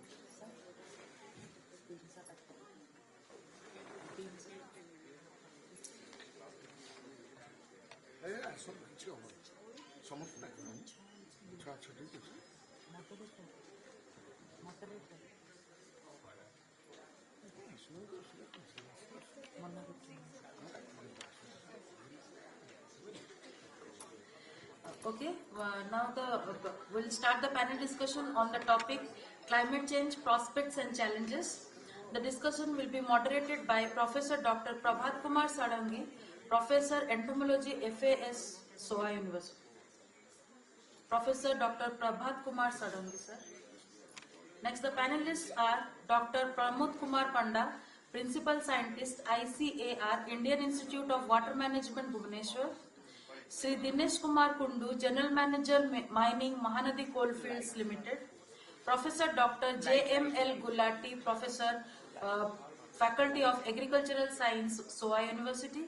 Professor Dr. Nihar Ranjan Das, Visiting Professor, Center for Climate Smart Agriculture, SOA University. Ms. Sadhvi Sindura, State Lead Odisha and Program Coordinator, Marine Division, WWF India. I request all the delegates to come to the dais for panel discussion.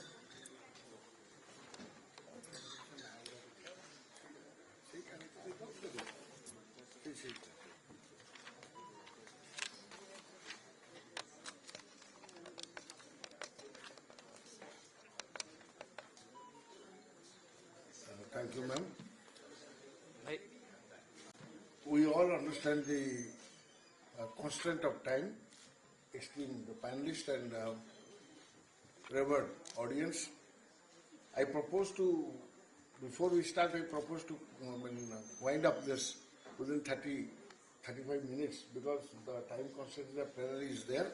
In fact, we planned a lot. Since the beginning was little out of schedule, now everything slided little beyond. So we are quite aware about the topic climate change. It has its own prospects and challenges. In fact, I'll just take a minute. I'm a professor of entomology. I've been associated with teaching and research since last 38 years.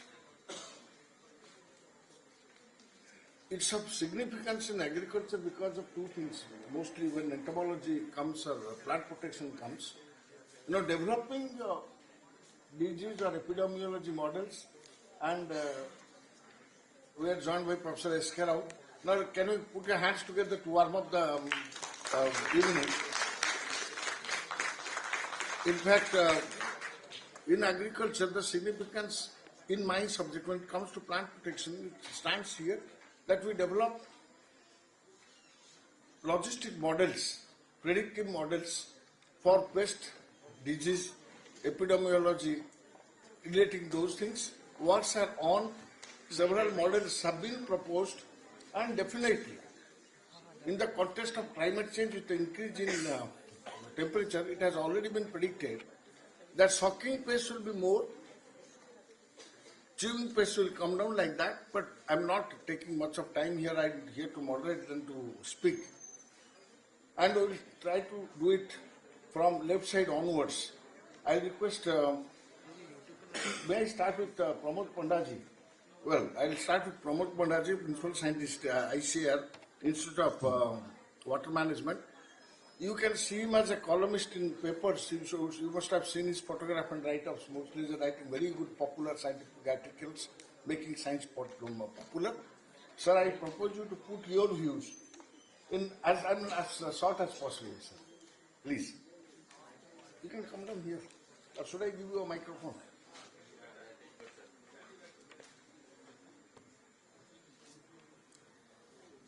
Respected learned audiences and the panelists, the climate change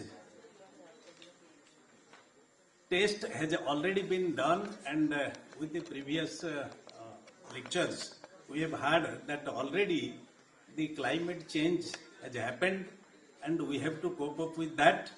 But how our natural resources, particularly the vegetation, the water and soil, how we should manage that in the context of climate change, we can able to cope up with its impact in a very comfortable way, so that our livelihood and future will not be endangered.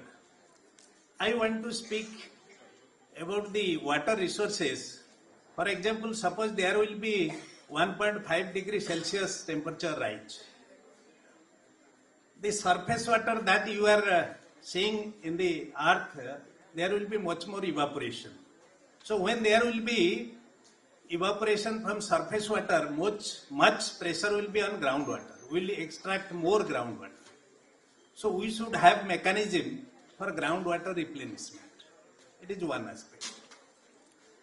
As because agriculture is climate dependent, suppose temperature increased, then we have to see whether the impact of this enhanced temperature on pollen viability. We have different types of crops. At what temperature the pollen viability, so that pollination won't be affected. We have already seen in 2003 in Thar Desert, I was there at Central Arid Zone Research Institute, Jodhpur.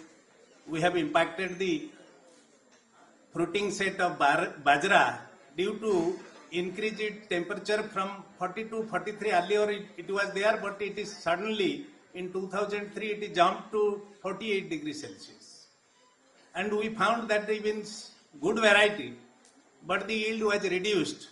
And when we scientifically analyzed, we found that the pollen of bajra can survive only up to 42 degrees Celsius. But during that pollination process, the temperature was 48 degrees Celsius. It is one aspect we have to study. Another aspect, Sarang sir was telling that regarding pest diseases occurrence, impact of high temperature on that is also there. Suppose sea water. There will be climate change, you will find extreme rainfall. Though the total rain will remain same, for example, suppose 1500 millimeter for Odisha, but few days there will be very heavy rainfall, what we call storm events. And the entire water will go to the sea within hours or within days. but rest of the period these rivers will unable to flow water, and reverse migration from sea water will intrude inside the land masses, causing salinization in our soil profiles.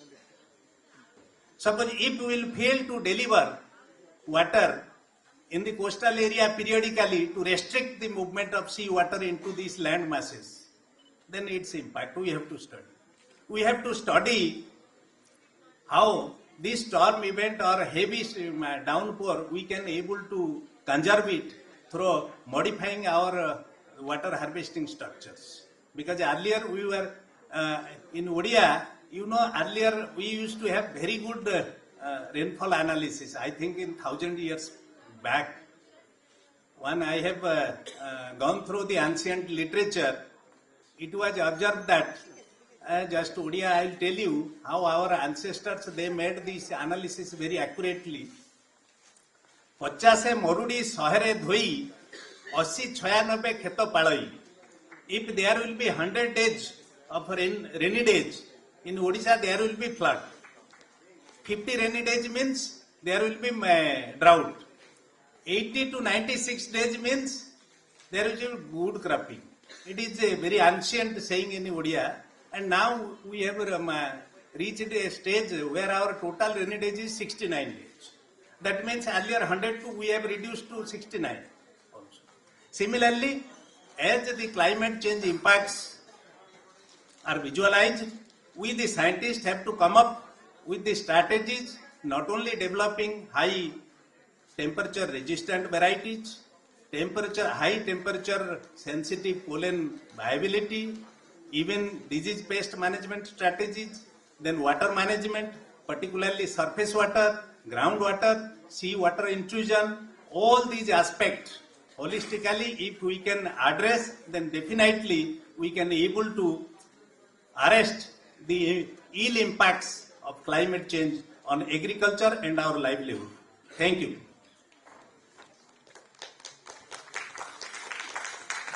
Thank you, Pandaji, for adhering to time and just giving a brief. Sir, this is only the tip of the iceberg. In fact, this will be in volumes. The impact is in volumes. So this is the tip of iceberg. Let's rise to the occasion.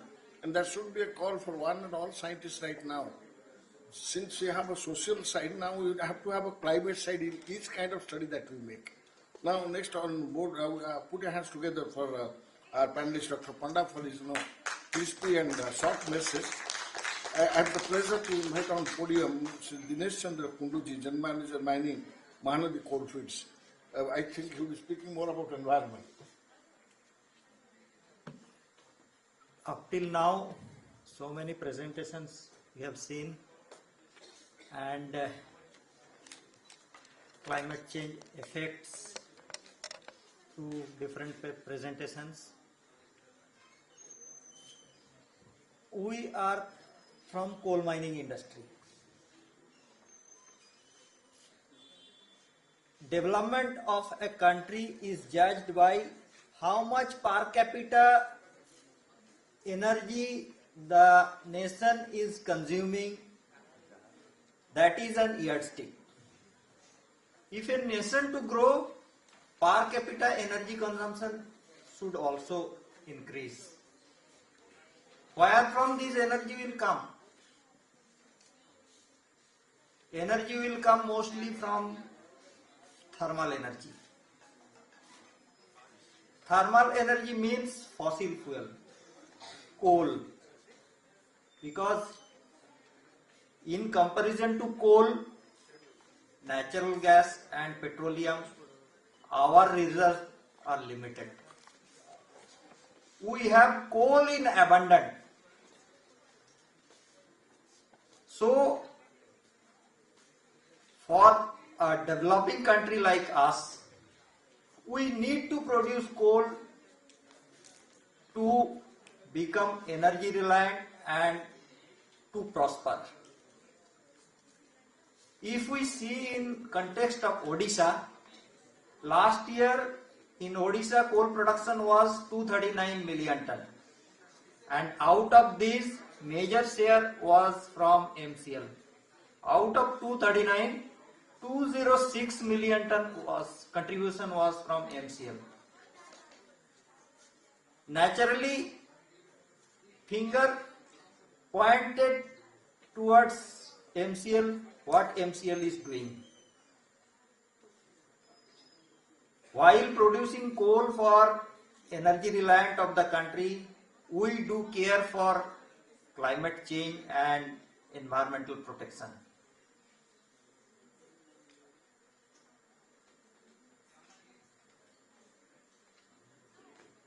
You know, for mining operation, drilling and blasting is one of the important aspects, and drilling and blasting means pollution, greenhouse gases, vibration, fly rocks, discomfort to local habitation. But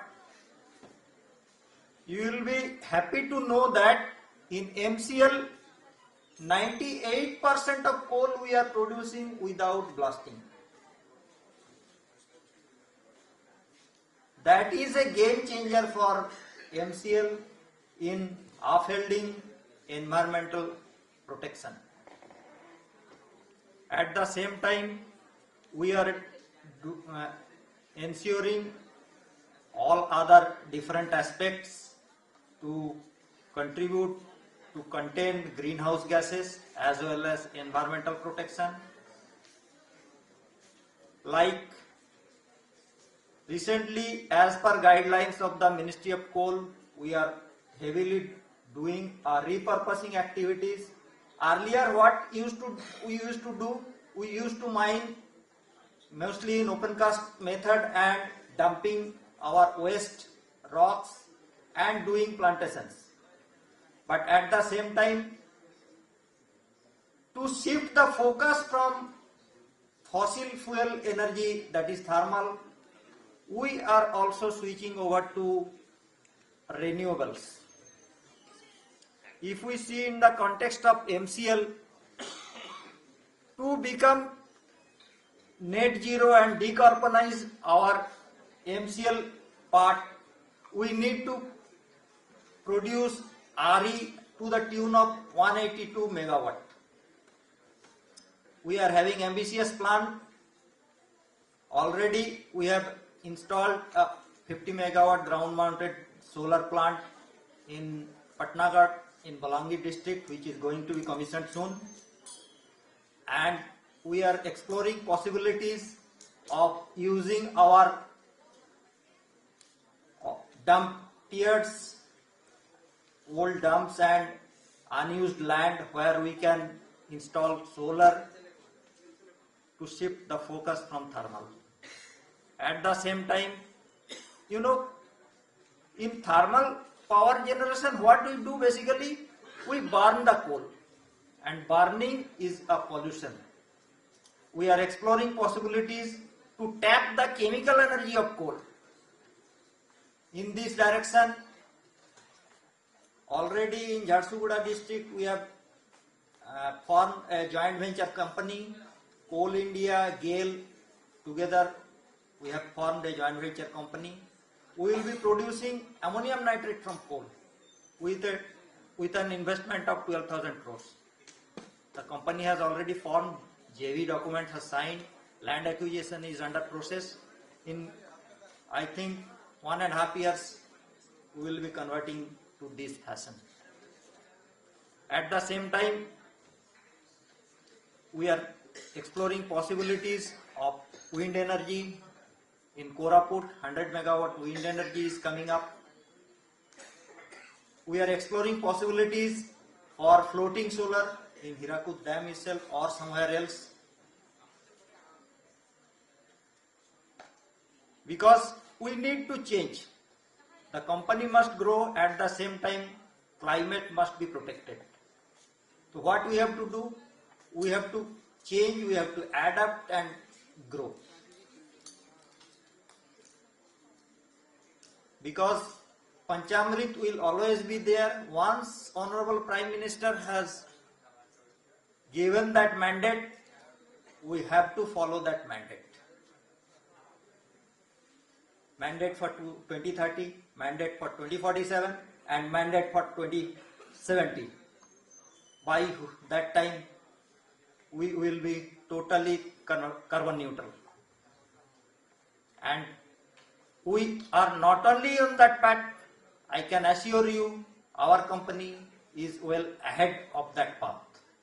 So that commitment given by our Honorable Prime Minister is honored in every respect. I hope with support from state government, regulatory authorities, we will be achieving this. Thank you.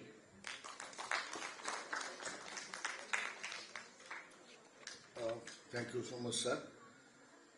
Ladies and gentlemen, time was there when we were having audit for accounts and audit for gender came in while we were trying to address the gender issues.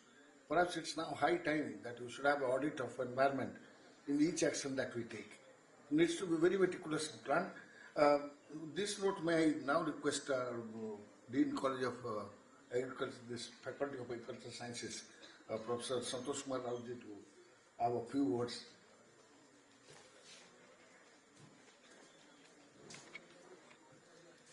Distinguished panelists, respected guests. So far as this climate change is concerned, we are all talking on climate change in every regards, everywhere. But as the time is passing, time is progressing, the climate system is progressing of its own system. Of course, we the human beings contribute a lot for this climate change situation. I can say, being an agrarian, in the morning I have shared with the audience about the different aspects of climate change. I am not going to speak much about that, but only one thing I can say. The planners, the policymakers, the scientists, they are doing their job. Lot of job are to be done by my dear and dearest students. You think over it, because your generation is going to suffer. Your generation is going to face the effects and effects of climate change. Think over it. Be innovative. Have some new ideas. It will come up, because I have seen with my students many new ideas they have evolved how to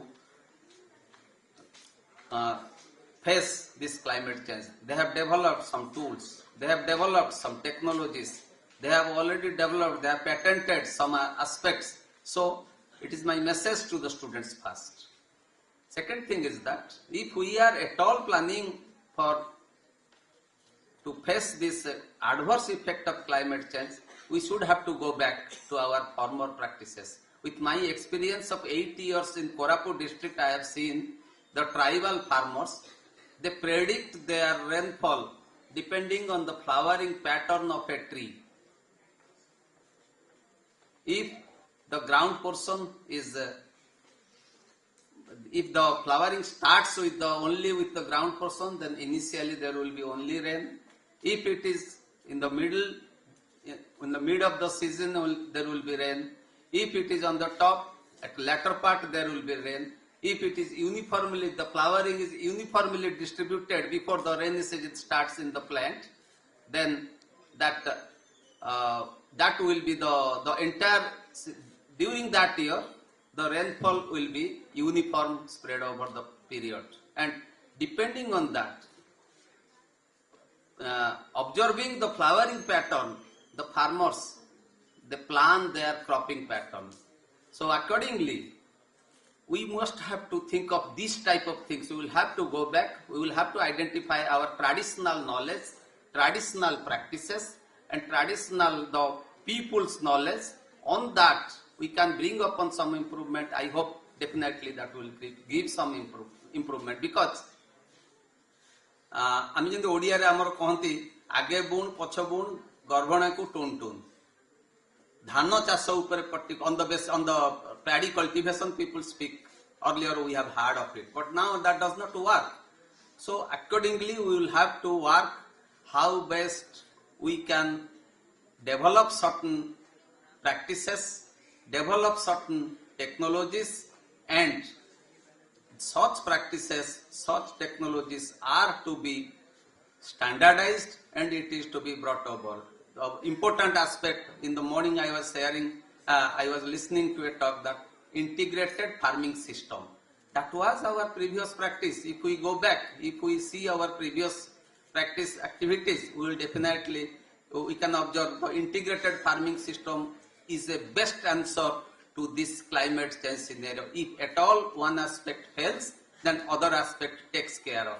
If in one commodity the product is failing, the other commodity compensates to that. So though there has been a lot of information, now it is very easy. We are knowing, we were not able to know when there will be rain and to what extent there will be rain, when there will be cyclone. But nowadays we are getting lot of information much prior, and so much of technologies have been developed. Still we have to do a lot, particularly in the areas of integrated farming system, identifying the sustainable technology and practices, diversification of cropping mainly from rice to non-paddy to non-paddy crops. These type of activities will be of much helpful for us in this climate change situation. I hope these deliberations will help us to a great extent. Thank you.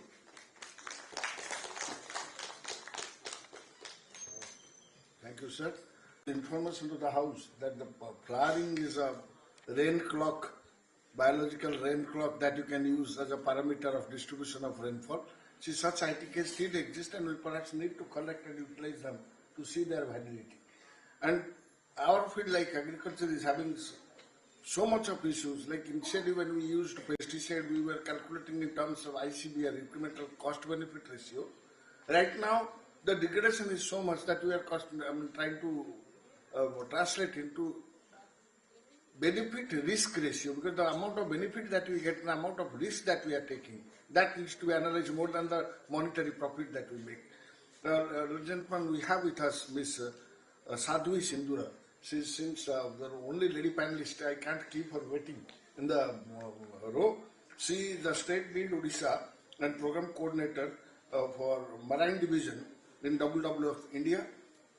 I believe she would be speaking more on the responsibilities of this community or the civil persons, their bigger role in remodeling, reshaping the environment and how to resist the degradation right now going on. Please, this podium is all yours. Hello, good afternoon everyone. I'll not take a long time. It's been a long day, I know already.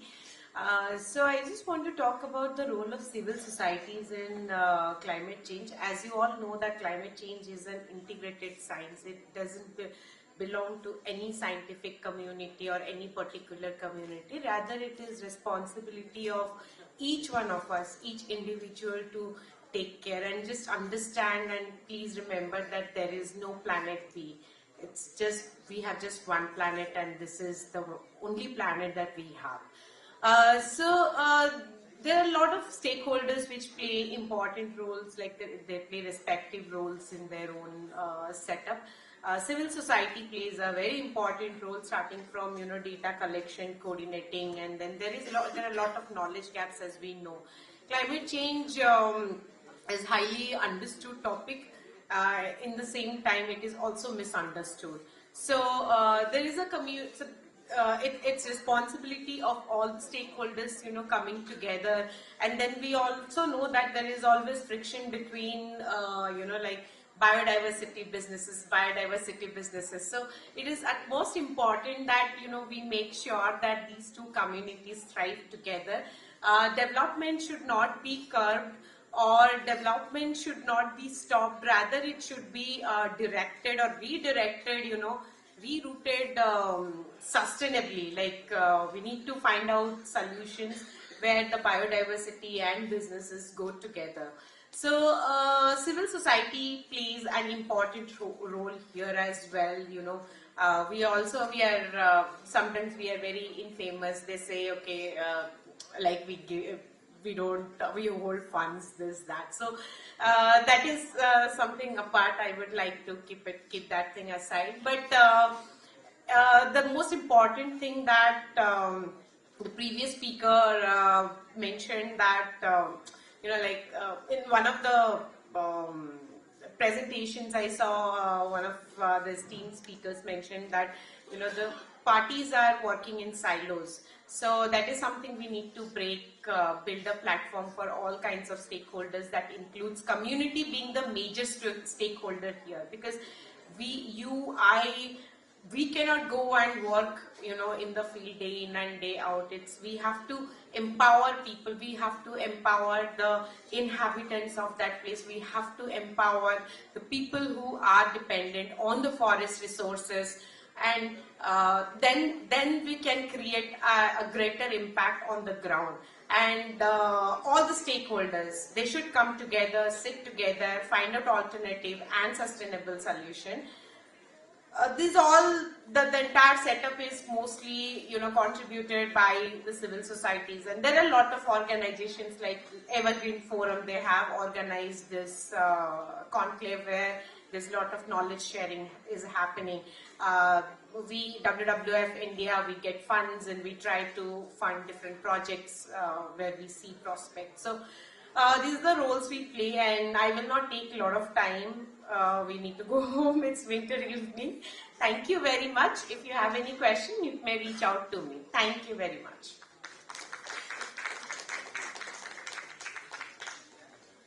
Always patient and tolerant. The softness of Palari. Woman characters are brightly protected to least time in projecting her. In fact, we had a plan to have a real panel discussion where it would have been a discussion across people. Forgive us for the timeline, and that's why we could not have the real type of panel discussion. And without spending much of time in this side, I request the Professor Dr. Niharanjan Das, visiting professor, Center for Climate Smart Agriculture, to have his views. Well, esteemed Vice Chancellor Sir, Professor P.K. Nandu Sir, esteemed Professor Vishu Mahanti Sir, Dr. Manova Mahanti Madam, and other dignitaries on the dais and friends and students. Well, as different eminent speakers have already discussed, yes, we expect weather to change from day to day, but regarding climate, we usually don't expect to change, because climate determines our clothing pattern, our lifestyle, our fooding pattern. So we usually don't expect to change the climate. But when it changes, as eminent speakers have already discussed, so it is evident that climate is changing. Over long period, climate is changing. So in that context, natural contributors are there, human anthropogenic factors are there. So basically, as different discussions being held, developmental activities are contributing to a great extent for the accelerated climate change. And in this regard, already 17 sustainable development goals have been defined, 17 sustainable development goals. And out of these 17 goals, 13th number is climate action. And my focus is actually, what is climate action? Climate action by everybody, all the stakeholders. And government is, in fact, in my opinion, government is taking several actions. NGOs, organizations, universities, research is going on, conferences are there, NGOs are working. But whether the community, at individual level and at community level, are we prepared? That is my question. So at individual level and at community level, we need to be prepared. And for this, here comes again the role of the NGOs, organizations and institutions. So at community level, whether we are aware that I have to put up my light when I am leaving the room, I have to conserve water, I have to plant a tree, whether we are aware regarding that, and our community, my surrounding, my neighbors, everybody is aware regarding that. So we have to take care of this at individual level. And at community level, one gap is there, in fact. In that climate action, we must include that gap. That gap is whether the community is understanding the science behind everything.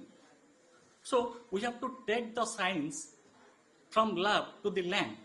In fact, I will congratulate Professor Yushimanthi sir and yes, Dr. Prakash and such other workers also who are trying to popularize science, who are trying to take the science from lab to the land. And Professor Yushimanthi sir already he has initiated a movement that is science for common people. So that is the need of the hour. So this is my opinion, and I thank the organizers to give me a chance for telling this. So thank you.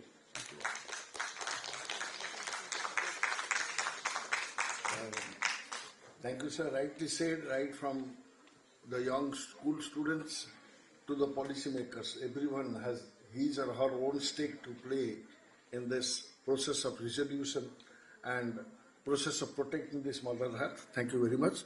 Ladies and gentlemen, the senior most panelist, you can see amongst us the person with grey hair. The grey hair is just not an indicator of an age, it's the indicator of experience, expertise, and knowledge. Is none other than Professor Jamal Gulati sir. And in Odia sir, there is a saying, Nikiti Taulo Sana Bodoku, Bhari Hue Jai Rahotoloku. Being the senior most, please put your hands together for the senior most person, senior most panelist. Thank you, Dr. Saingri. Senior but still very junior to understand all these presentations. It was a very nice morning today. Distinguished members sitting in front of me and panelists and very dear students. The forenoon session was really very educative. And for you students also, what do you think? Yes or no? No, I could see. Yes or no? Yes. I take this opportunity not only as a learning process, but I also see that grooming your future, taking up your career in future as an atmospheric scientist, as an agricultural scientist, and as a metallurgist, agricultural metallurgist. So this gives you an opportunity what the fields are available apart from your medical science, engineering science, and on all art and basic science altogether. Well, the fact is, last many years, we are talking about the climate change. The only difference is, now the predictions are much more dependable, much more accurate, more precise now. That helps us to take up some measures on the spots, which helps us take up measures as a real-time management as far as agriculture strategies are concerned. Actually, when we say about this, when I'm saying that it's quite some time we are talking about it, and we are working on that also. Being a background of agriculture as an agriculture student, we learned that agriculture is the major consumer of fresh water. And unfortunately, the maximum losses are also occur in this field, in this sector. By far, whatever presentation we have said, we have seen water is becoming a center point. If you manage water, so many things can be managed. And for the information of the audience and my distinguished guests, yes, the agriculture scientists are working on that. If you take up a rice crop which consumes heavy water, a heavy duty crop, and the talk is about the crop diversification, changing from rice to non-rice crop. The agriculture scientists are working on that. But the ground realities are different. I tell just a few minutes my experience in Hirakud command area. In early 2000, there was a campaign from the government side to go for crop diversification. First part.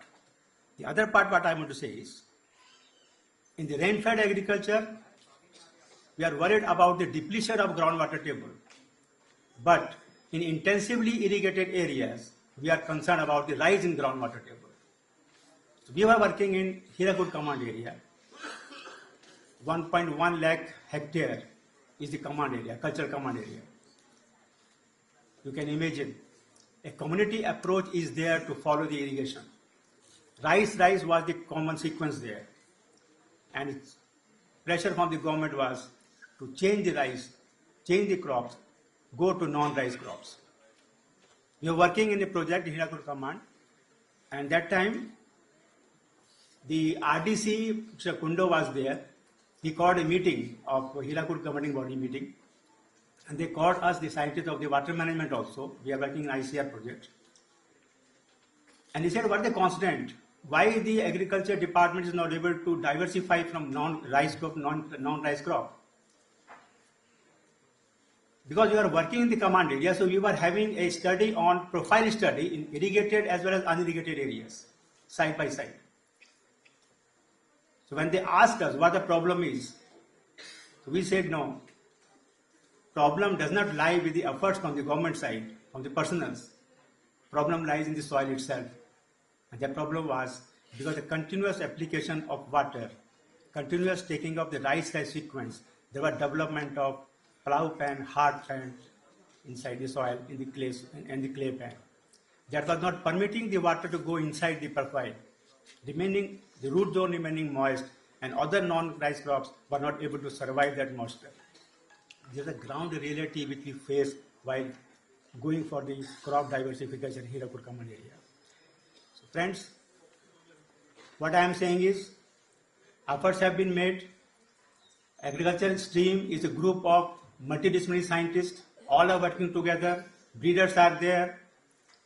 They are going for taking up new adventures, new varieties they are coming up. In case of rice also, we have developed certain water-saving technologies. You must be hearing some SRA system is there, system of rice intensification. And meantime, a few years back, only aerobic rice concept has come up, where the few varieties have been developed which are having special root system to adopt a non-puddle, non-fuddle condition, but equally effective in producing the potential yield. So efforts are there. We are working on that.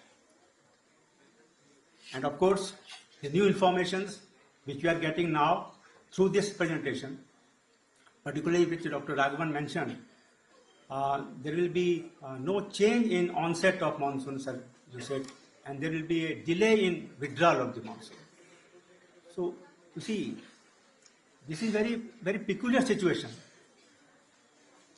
Few months back, I got the opportunity with the presence of our Honorable Vice Chancellor, Dr. Mrityunjay Mahapatra. So I asked him, sir, we are talking about the climate change. Can you now tell us, to the agricultural people, what are the new norms, new normals of a climate now? He said, still I am not able to say that.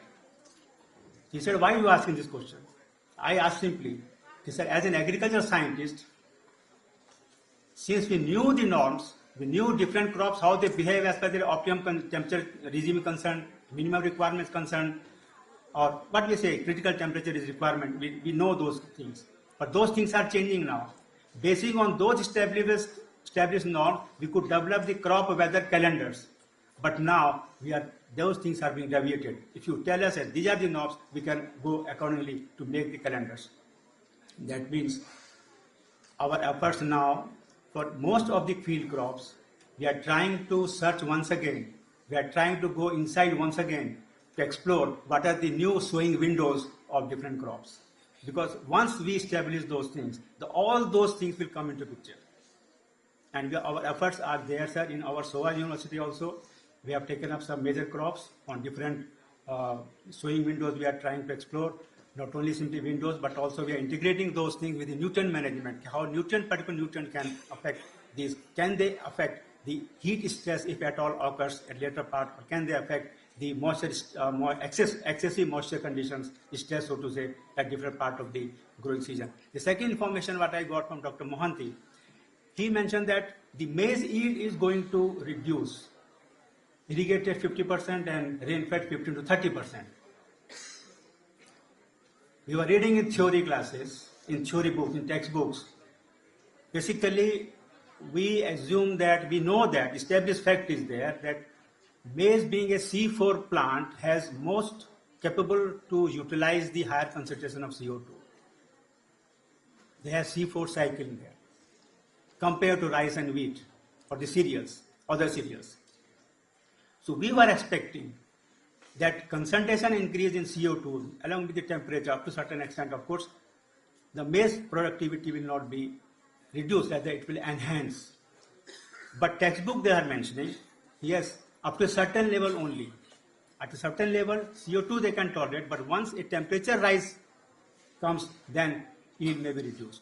So that forecast, what Dr. Mohanty is saying, it may be reduction. So perhaps he's talking about those things. So when these two things, I think it's coming to our mind. Yes, we should streamline our research. We could prioritize our research. We will make our research strategies to address this situation. Not only to relate to this may be a sample crop, but other crops can also be in the same way. C4 plants may behave similarly the way the maize crop is going to behave. And of course, the first information, though the length of growing period increases with the wet season increase, but still it has different impact on the overall performance of the crop.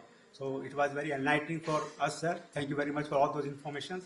And we hope that we will come up, the challenges the agriculture scientists are facing will come up. We are very much sure with the cooperation of all. It is integration approach. Not only they are giving us information, the only thing is how best we use those information. And we are here, sir. We cannot fail you. Thank you very much.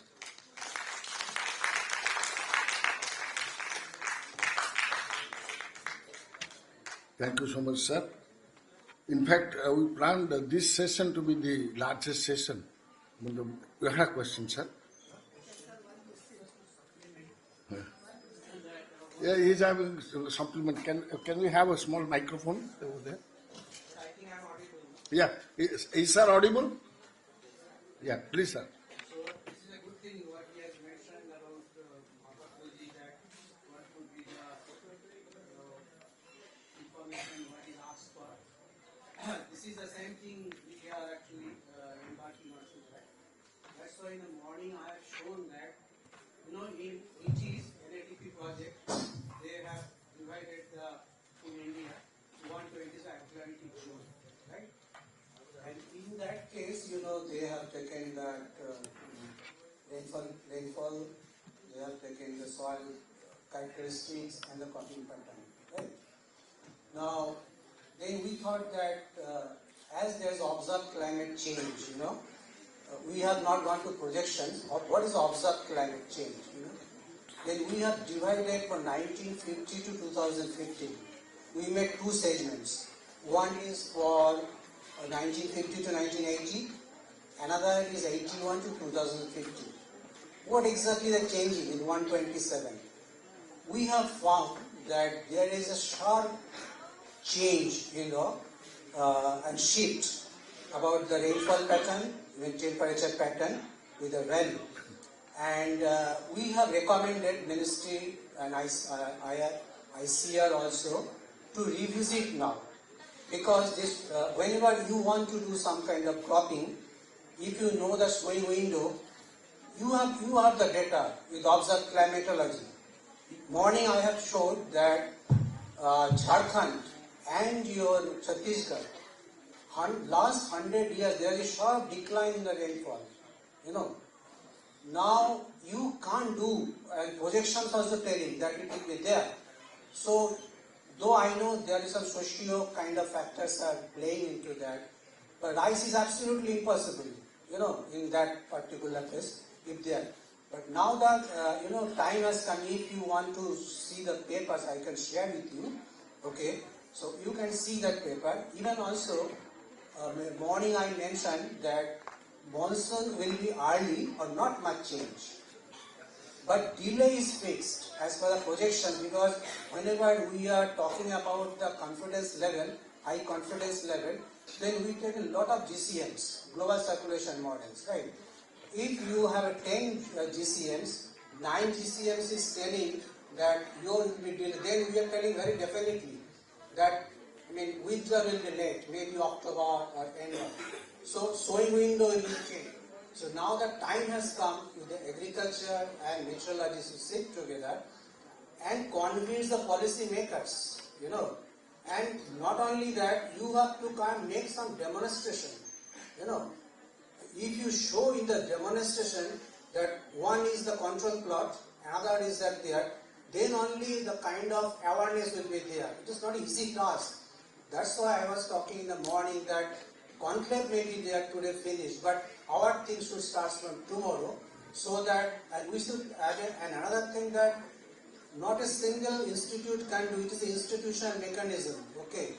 Earlier, every institute was telling, I can do. Now thing has gone.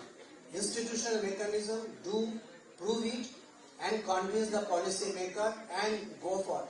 Otherwise, morning I said after 2050, we may not have much chance to do all these things. So we should all work for proactively and do and show the. This is my submission. But if you can share your mail, I can share all this information to you. Okay. Thank you, sir. Thank you very much.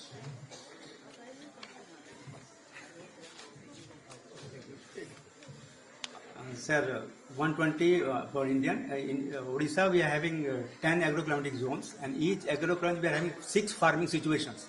So we are going up to that micro level. As far as policy point is concerned, what I want to submit here is, cannot we have a crop water zoning? I mean, why Punjab will produce rice, for example? Why? They have simply exploited everything. And sometimes you see the newspapers, you will say that where Punjab is going now, or the northern part of that, western Odisha, western India, or Haryana and Punjab and all that. So why not we have a policy on crop water zoning, where the water is available? Yes, coastal part gives responsibility. We are there to feed rice to entire nation, and let them feed us other non-rice crops. So I think at this level we have to see something very seriously. Unless we have those information, these information must be utilized at ground level and should be effectively employed also. Implementation must be there. So things are there, people are there. Why things are not happening? That's a big question, sir. Thank you very much. Just 1 minute. This Punjab, we have learned that the subsidy in irrigation was a wrong kind of policy has been taken, because huge groundwater uplifting, that was a wrong issue, and with subsidy lot of water was misused. Okay, so now the thing is that it is stopped now, I think, these days. Okay, so we have learned from the wrong initiative. Right? Sir, a microphone is there. This is why actually this session needed to be down. Let me introduce myself. I am Dr. Nimai Jawar Misra, retired professor of entomology and former director of planting, monitoring and evaluation OET. I was hearing from beginning to end. For the paucity of time, I have only one thing to remind you, that the evolution theory says, one of the theories says that survival is the fittest. The varieties or the crops which are surviving with much adverse climatic conditions over thousands of years are now being eliminated because of the new technology being utilized for hybridization or pollination process. So I think that already the state has or universities have started taking steps to conserve those varieties of crops or other. Similarly, the practices, the traditional practices that Dr. Santosh Raut has initiated, that actually the varieties are conserved by the local traditional people and through their knowledge. How to maintain the varieties, how to popularize the varieties, and to develop. It is our also responsibility. Right. Thank you. Right, sir. Thank you. I think with this, thank you so much, sir. We have to wind this up. Just it reminded me one small संगीत याद आ रहा है, जिसके लिए सब कुछ छोड़ा उसी ने मेरे दिल को तोड़ा, मेरे साजन की सहेली किसी और की हो गई। देखिए ये होता है, जो पॉलिसी हम बना चुके थे, जो टेक्नोलॉजी हम लेके आए थे, अब वो गलत सिद्ध हो रहा है, सर बोल रहे हैं, सर बोल रहे हैं। तो करना क्या है? करना यह है कि गलती करना प्रकृति है, to earn is human.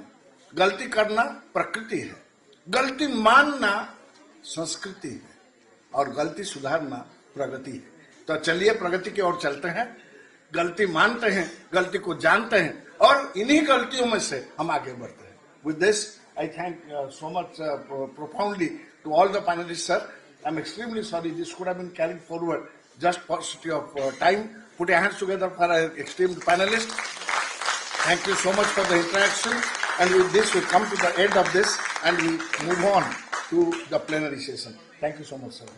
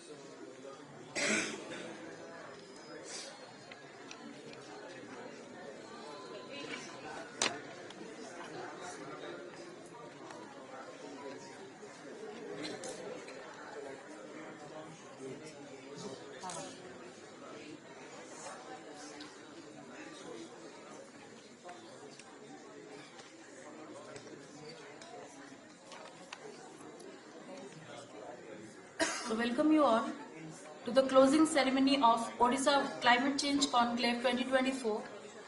All is well that ends well. With this quote, I want to welcome all the dignitaries onto the dais. Professor Dr. Pradipta Kumar Nanda, Vice Chancellor, Sikhya Anusandhan University. Sir, please. Our chief guest, Dr. Panorama Mohanty, Director, India Meteorological Department, Bhubaneswar. Our guest of honor, Professor Dr. Prasant Kumar Patra, Dean, SRIC, Sikkha Anusandhan University.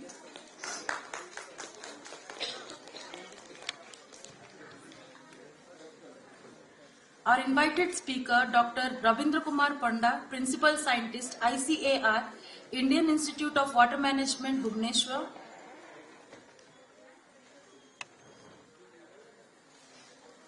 And Dr. Prakash Chandra Jena, Founder President, Evergreen Forum.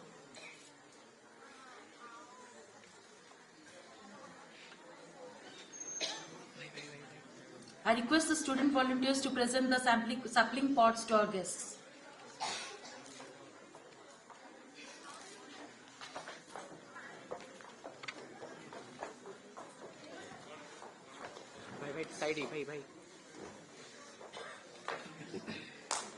Thank you. To start with, Dr. Prakash Chandra Jena will present the summary report of the entire day's events jointly organized by SOA University and Evergreen Forum. Sir, please.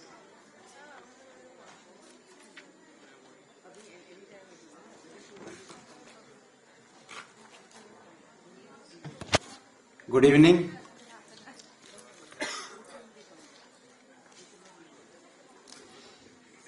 Today, in our inaugural ceremony, Chief Guest, UUT Vice Chancellor, Professor P.K. Raul, Joint Guest of Honor, Sri Ashok Kumar Biswal, Principal Chief Conservator of Forest, Mizoram. He joined as a Guest of Honor. Professor P.K. Nanda, Vice Chancellor, Sikkha Anusandhan, deemed to be University, presided the meeting. Dr. S.K. Raut, Dean, Institute of Agricultural Sciences, Sikkha Anusandhan, deemed to be University, gave the keynote address. A panel discussion just before this closing ceremony was organized. Professor P.K. Sadangi moderated that panel discussion. Dr. R. Krishnan,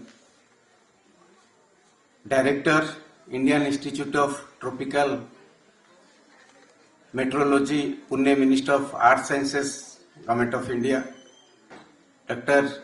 Navanshu Chattopadhyay, President, International Society for Agricultural Meteorology. Professor Rajiv Bhatla,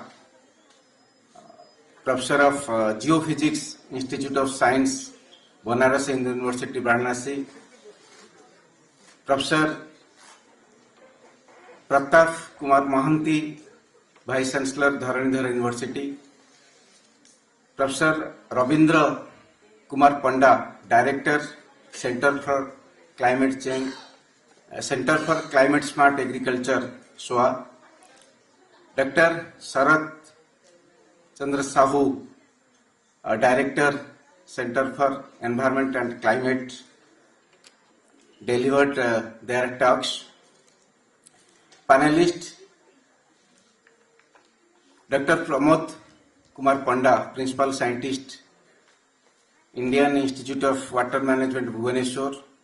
Sadhvi Sindhura, State Lead and Program Coordinator, Marine Division, WWF India, New Delhi. Sri Kundu, General Manager, Mining, Mahanadi Coalfields, Burla. Professor S.K. Raut, Dean. Professor J.M.L. Gulati, Dr. Niharanjan Das, Visiting Professor, CCSA, SOA, they participated in the panel discussion. I welcome Chief Guest of the closing ceremony, Dr. Monorama Mohanty, Madam, Director, IMD Bhubaneswar, Guest of Honor, Professor P.K. Prashant Kumar Patra Sir, then SR IC SOA and former OSD OUTR and former Principal of College of Engineering and Technology, Bhubaneswar.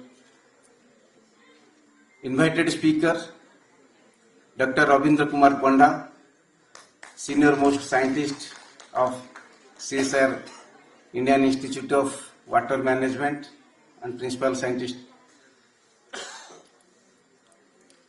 Today, 3 categories of poster presentation was organized among school, college and university students. Delegates from different districts, students from different schools, colleges and universities participated in this conclave. For the first time, we have organized this conclave. I am very thankful to Professor Pradipta Kumar Nanda Sir, Honorable Vice Chancellor of Shiksha Anusandhan University. He allowed us to organize this conclave. I am also thankful to Dean, Institute of Agricultural Sciences, SOA. They cooperated us to organize this event. I am also thankful to dignitaries of the DICE who inspired us to organize such kind of event. In future, we will organize this event in different districts, in different universities, in different places of Odisha. I congratulate the poster presentation prize winners from different schools, colleges and universities. They will be felicitated. Panelists, they will also be felicitated in this closing ceremony. Thank you all.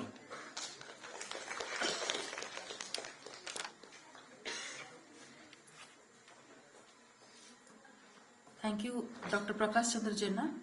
Now I'd like to invite our invited speaker, Dr. Rabindra Kumar Panda, Principal Scientist, ICAR, Indian Institute of Water Management, Bhubaneswar, to address the occasion.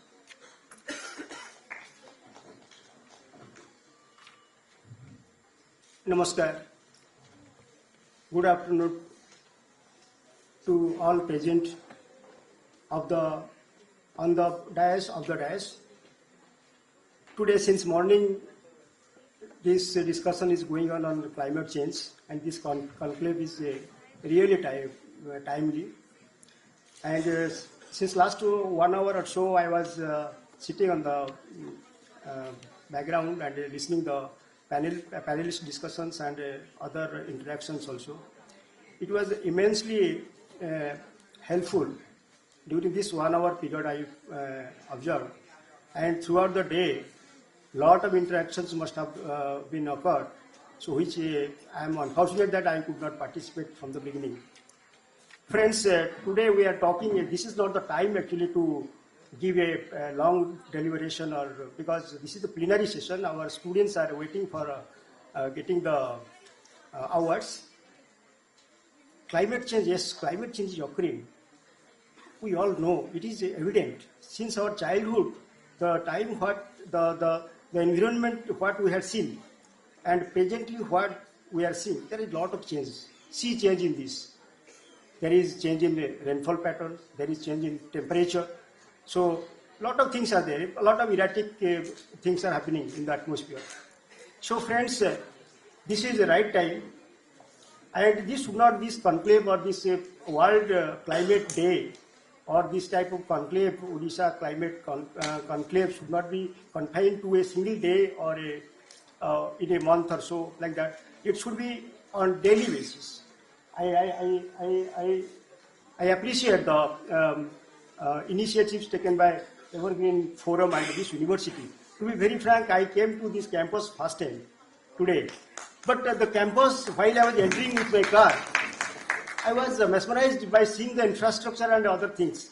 And the senior colleagues to whom I am seeing right now, starting from Nanda sir, Gulati sir, and many others, they are all during my initial, while I entered to OUT, or I was studying in OUT. So I saw those people, now I am seeing here in SOA. So, and they are the people actually, they are the learned people.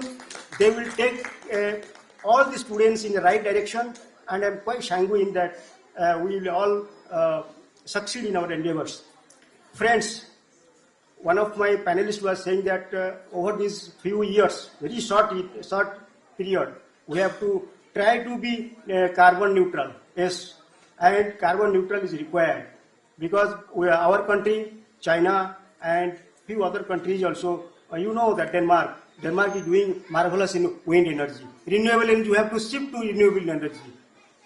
We have to reduce the carbon emission to the atmosphere. Today or tomorrow, otherwise this future generation will blame us. They will say that our forefathers, they did not give us ample environment, a clear environment, so that we are suffering.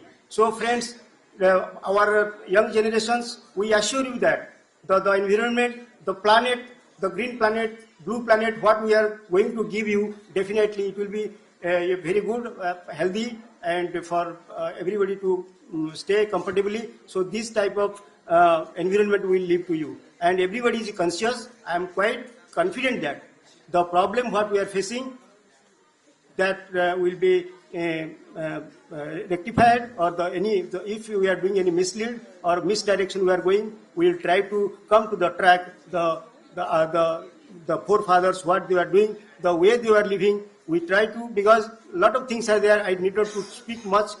One thing is that at individual level, at community level, at government level, we need to work together. Individual level, we need to reduce our carbon footprint. We need not to go frequently by bike, by car. We can use bus. Several things are there. Several small things are there which can cater the need of a climate resilience society. Friends, I will not talk much. One thing I will say that let us join hand at individual level, at community level, at government sector level. We have to bring a clear-cut framework, policy framework, how, in which direction we should move, so that we can see the carbon neutral society, environment, all years to come, days to come. Thank you very much.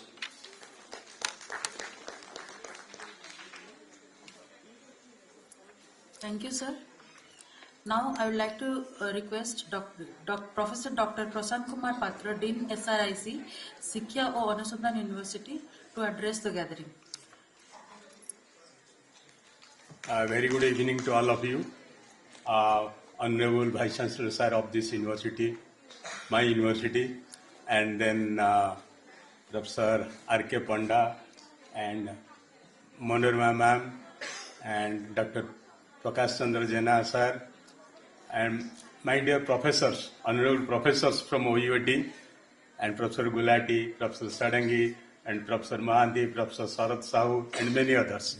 My dear students, faculty members, students of schools, colleges, and university. So two things I was listening to Professor Dr. R.K. Panda. Can you think an agriculture college can grow without OUT? OUT is the pillar of agriculture, and in the state of Odisha, so how can you forget? Here all are from OUT, the faculty members. Second point is that the founder, president is just from OUT. So OUT has to be taken care of, and this agriculture college will grow with the help of the faculty members, students, researchers from OUT. So I don't want to speak much more because I am from computer science, but I was listening to the various talks where data was telling. So we have a center of data science in our SOA University. So if you want to do some work, because nowadays the research is on interdisciplinary research. So if you do want some good work, so come to the center. We will do the artificial intelligence implication and the data science analysis. So, my dear students, for you, are you driving any bicycle now? Are you riding on? Yes or no? How many of you? Can you please raise your hands? Very few. Why I am asking, do you know the days when in 90s and nowadays also many IIT professors, faculty members, associate professors, students and staffs, they are on the bicycle. Why? Can you think of the reason? The reason is to reduce the air pollution. If you use bicycle, so you can reduce to some extent. So now start practicing using the bicycle. That will make you healthy and wealthy also. So exercise will be done. So this was the observation from the IITs, and this practice is going on in NITs also. You will see the vehicles nowadays in green plates, means electronic vehicle, because to reduce the pollution, which you say the climate change main factor. But days will come where you will see all the vehicles are electronic or say EV vehicles. But there are pros and cons. We have to come out with those, but we are moving frequently. And we are moving forward. If you look at this, see, wasting food. See, you go to hotel, you have got lot of money. You eat and leave something. Can you think of the fight between haves and have-nots? You destroy the food. Can you make it a compost so that you carry it to your home and use that as a compost or give it to the needy people? So that can be reduced, or climate change will be the one of the solution for that. This is just common practice which we are doing. Thank God that Government of India is not imposing any policy that wastage of food is a penalty for citizen of India. That it happens in all other countries. See, plantation you are talking of. See, in Africa you might have heard that one man has planted 40,000 trees in a hill, and that has come up with the good plantation. If you come to the solar man, who is the solar man of India? Can you tell my dear students? Yes, someone is telling. Yeah, Chetan Solanki. He is a professor from IIT Mumbai, and he moves with his own vehicle. You see, in his vehicle, there is, all are controlled by the solar. There is TV, there is, say, cooking material, there is also AC, and he doesn't have that fridge, refrigerator, or say, AC, everything in his home. So he carries. Conservation of the solar energy is the right, what he is throughout India is moving, south, east, and etc. We had a very good interaction with him when I was at CET, and also recently 1 month before he visited to Swasti Premium Hotel, where I had a chance to meet him on the World Earth Day. So there are a lot of, so it is how you and we all are responsible for climate changes. If you think climate, you think earth is your mother, you think that climate is yours, these are small things but impacts a lot. So start changing your behavior, start changing your attitude, which will make you that climate change challenges is easier. It is not at all a challenge. Everyone, our life is a challenge. We have to face it. We should be bold enough, but this is simply, we should practice it. In my sense, if you practice the climate change practices, then it will be better. Thank you all. Thank you.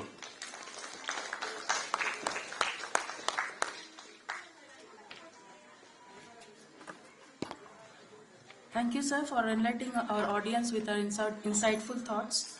Now it's my privilege to introduce to all of you our chief guest, Professor Dr. Manorama Mahanti, Director, India Meteorological Department, Bhubaneswar.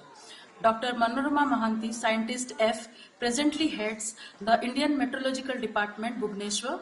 Before joining IMD Bhubaneswar, she was heading IMD Ahmedabad during February 21 to December 23. She obtained her Master's Physics from Utkal University, Bhubaneswar, and MTech from Pune University. She has done her PhD from Mohanlal Sukhadia University, Udaipur, Rajasthan, in the topic of physical characteristics of monsoon, circulation and precipitation over Gujarat. She has published several research publications in national and international journals. Her expertise is in the field of weather forecasting, in which she has more than 20 years of experience. Her work has been appreciated at various levels of government administration, such as Chief Minister of Gujarat, Chief Secretary, Commissioner of Relief, and many others for giving timely, accurate, and location-specific forecasting during unfavorable weather conditions. So I request ma'am to kindly address our gathering.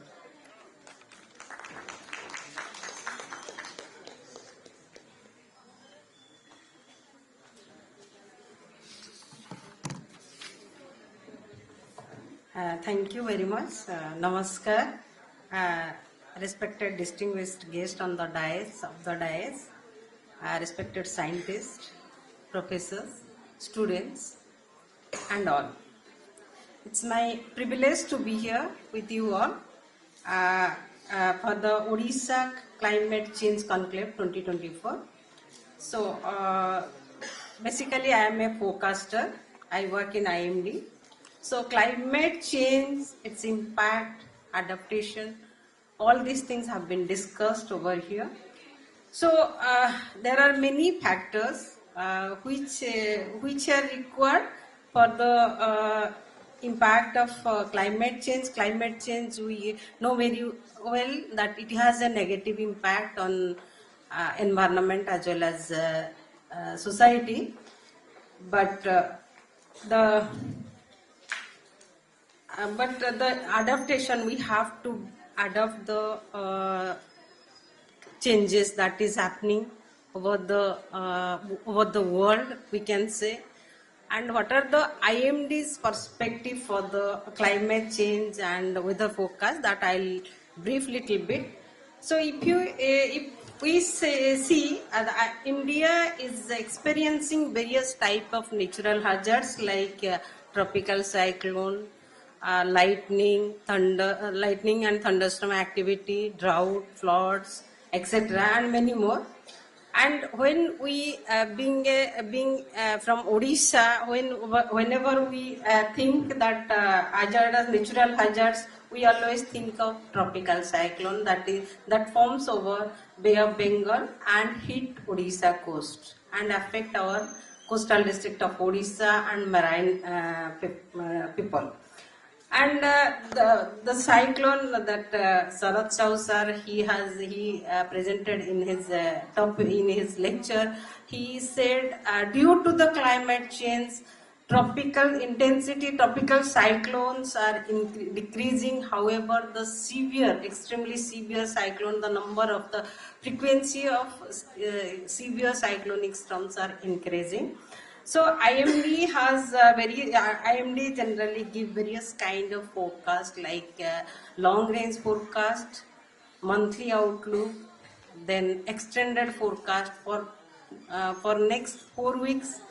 In addition to that, IMD also issues forecast for next 10 days, that is for next 7 days forecast, district level forecast with 3 days outlook.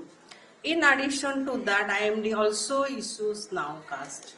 Because being a tropical country, sometimes also sudden development happens, so we have to cover those things in nowcast. So IMD is continuously monitoring the weather pattern, weather phenomena, and providing the nowcast forecast for 10 days, for 15 days, for weekly forecast, monthly forecast, and seasonal forecast.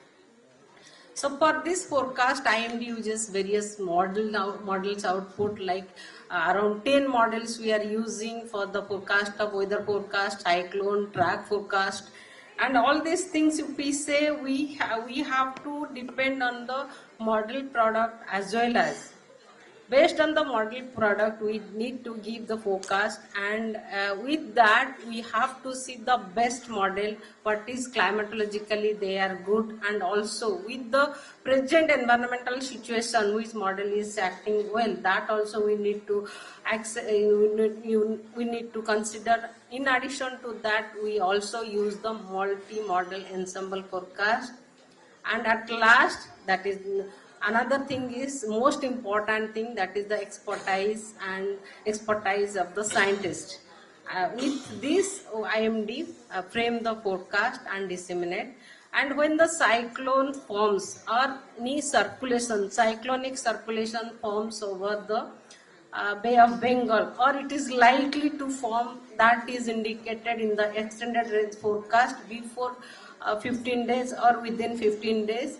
And when IMD gets to know that the circulation, it has the potential to form a cyclonic storm, from that day, our press release, we issue one press release to the state government officials, to the policy maker, to the press, media, everywhere. And the moment the low pressure forms, IMD issue the forecast for next 3 days with track, intensity of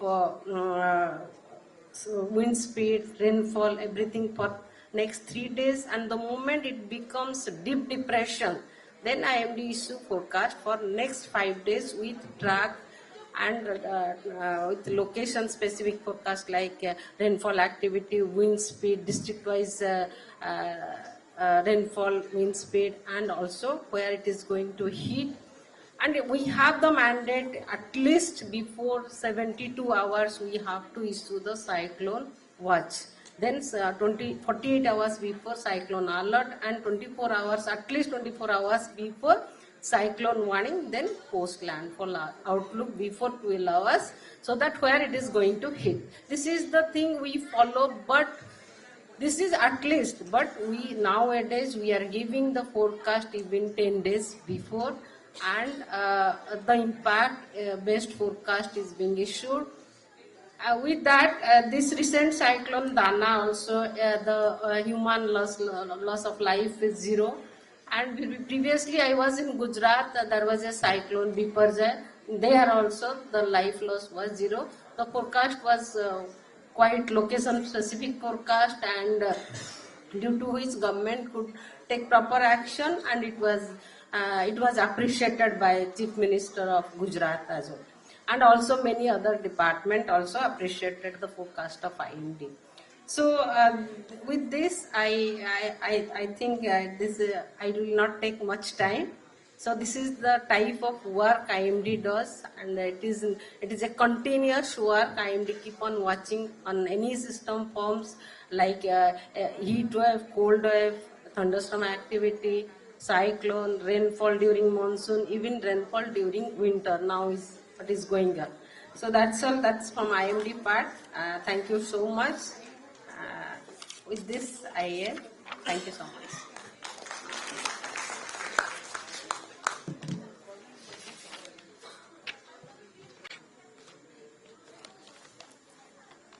Thank you, Madam, for enlightening our audience with valuable information about weather forecast.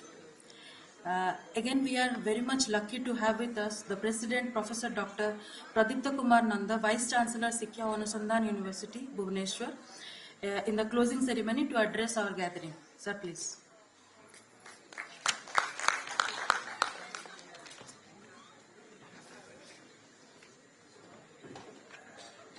Good evening, everybody. So I think I was in the inauguration also, in the closing, very, I think, typical thing.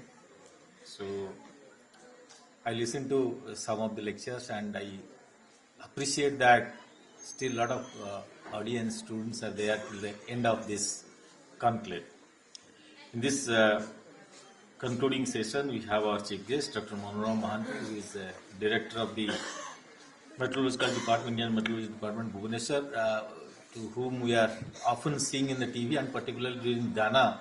I think daily we are seeing her prediction and how the prediction was accurate. And thanks to her and the department and the IMD daily also. We have also our guest of honor, Dr. Ravindra Kumar Panda, who is Principal Scientist, Indian Institute of Water Management, which is also another vital issue has been discussed all day. This is one part of this total effect and the measures to be taken. Dr. Panda, we will come again. We have our guest of honor, our Dean, Professor Prasant Kumar Patra, who is Dean of Sponsored Research and Industrial Consultancy. So I am giving him these aspects of this university to take care. Dr. Prakash Chandra Jana, who has been spearheading this entire thing right from the beginning. And of the dais, we have Professor Gulati, Professor Dean of this institute, who is actually taking the responsibility to see that it is success. Professor Santosh Kumar House, Professor Prabhat Sadangi, and resource persons are also there, Professor Chattopadhyay, I think Professor Panda, and all other distinguished personalities. Dr. Sahu also is there. So it is a pleasure to listen all these things, and also we have very good distinguished speakers, resource persons, panelists, and also the great audience, I think including the students. I think normally a whole day you have been there, it is a hectic day, Sunday, and that means you are concerned for this. It seems it's like if you stand near the sea, whether you jump to the sea or you are forced to the sea, you have a effect. So you are come by your own, you have been persuaded to be here, but there is some impact on you too. So that's the advantage, and I appreciate that the students are all along. I will only share one of my thought and end it, not take much time because you will be waiting for your prizes and all. Good to see that many people participated in the poster presentation. That indicates that some of the some issues, some concerns are there in your mind. So that's a very welcome step for the society.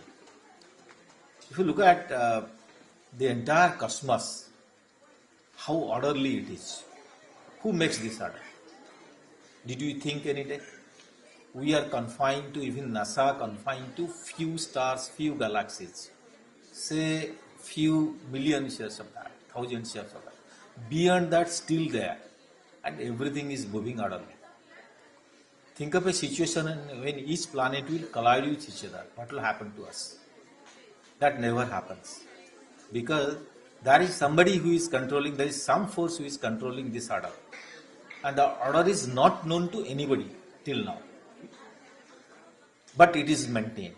The great thing is it is maintained, well maintained, orderly maintained, no disruptions.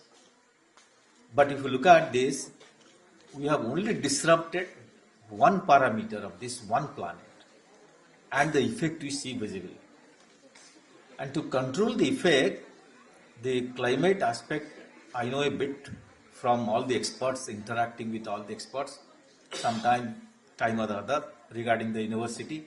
I could know, saw the prediction model several times with Dr. Sahu, just out of my curiosity. Several complex models also sometimes fail. And a common man never knows the behind the scene. And now the blame will go to madam. If there is a misprediction, IMD is not able to do. But the madam's work is so horrendous work behind the scene, so that the scientists only know. Even the complex models, the measurement across the globe, which is actually taken care by these models, sometimes fail. But good part is we have done that because of this advancement in the science and technology, we are able to save lives, we are able to reduce the kind of devastation or the damage happening to the society. That's a very welcome step. But the second part is, what are you have to do so that this kind of the issues will not aggravate. That's why we are concerned today. And that's why the conclave, that instead of deteriorating further, let us save from further degradation or deterioration. And that's what we have seen. It is linked to the every aspect of life. Panel discussion, you are there, and I think all talks, I was not there, could not be there, missed it. But nevertheless, I guess the also talks would have touched to the different issues. So there is a synergistic effort required, and the synergy should happen in the different sections of the society. I think a couple of people also vouch for this. So therefore, it is not a single man's job or a single entity or organization job. It is the entire responsibility, the entire society, and across the sections of the society, be it student, be it faculty, be it scientists, be it government, policymakers, globe, and that's what is happening. It's a good welcome step is now people are concerned, it is happening, and we should accelerate these efforts so that quickly we should come back to the original shape. When some of the speakers was telling that early days we could have sent 6 seasons. Those wish that will come. If not our generation, like my generations, we are here. Your generation, your further generation, so see this, and they will definitely congratulate, and we will be there in the top to see that. Wish you all the best. Thank you, and thank you everybody involved in this organization and all the student volunteers, participants to make this a success. Thank you.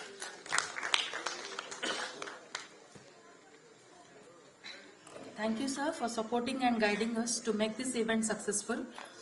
Now we have reached the final, most awaited prize distribution ceremony.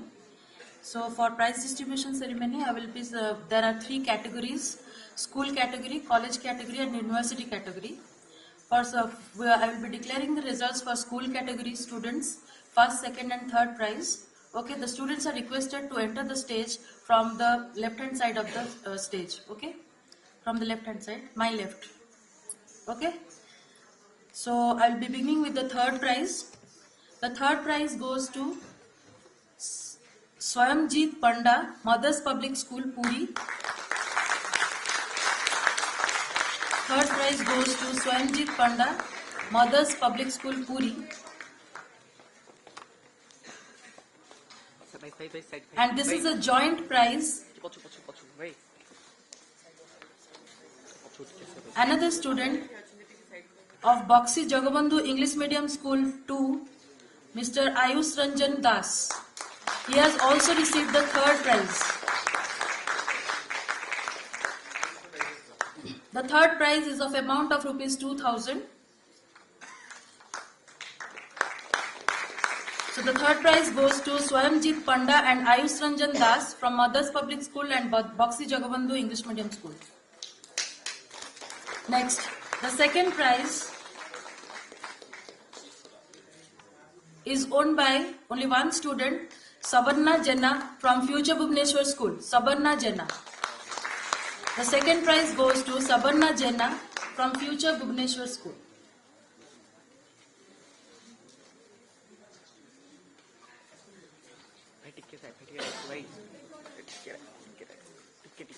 Now it's the time to announce the first prize.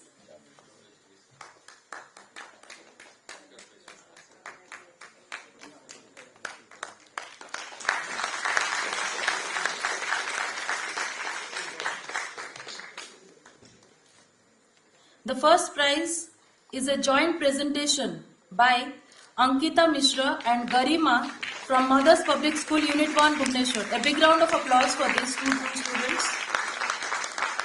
Ankita Mishra and Garima, joint presentation from Mothers Public School. They have received a cash prize of rupees 5,000. The first prize is of rupees 5,000 cash prize.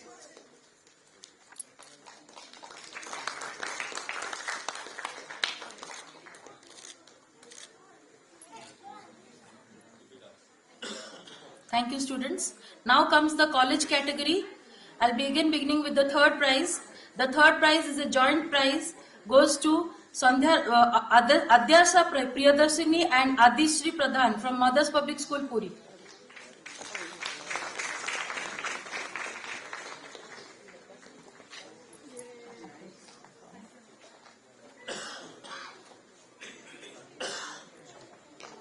Adyasha Priyadarshini from Mothers Public School, Puri. And Sandhyarani Sahu from Rajdhani Engineering College, Bhubaneswar.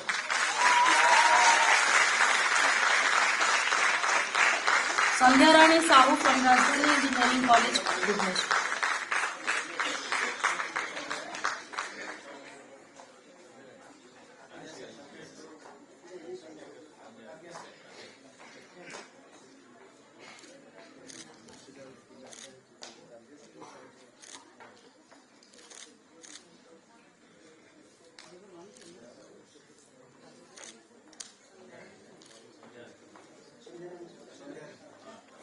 Sandhyarani Sahu, Rajdhani Engineering College, Bhubaneswar, and Adyasha Priyadarshini, Mothers Public School, Puri.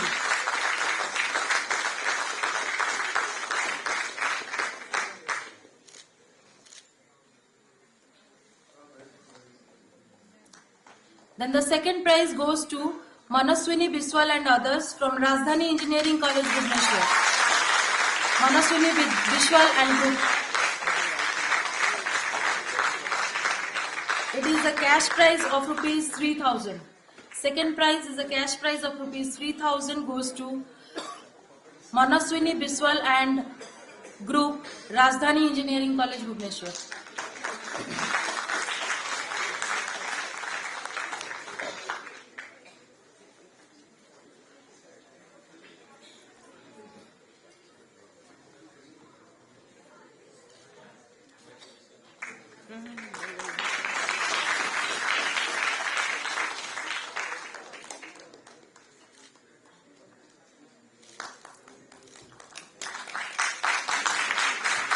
Then in the college category, the first prize goes to Chinmay Deo and others from Rajdhani Engineering College.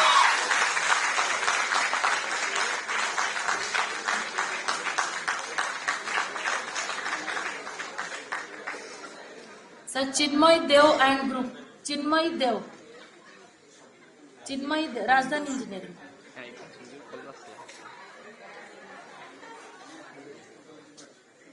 Chinmay Deo and group, Rajdhani Engineering College, Bhubaneswar, owns the first prize in college category.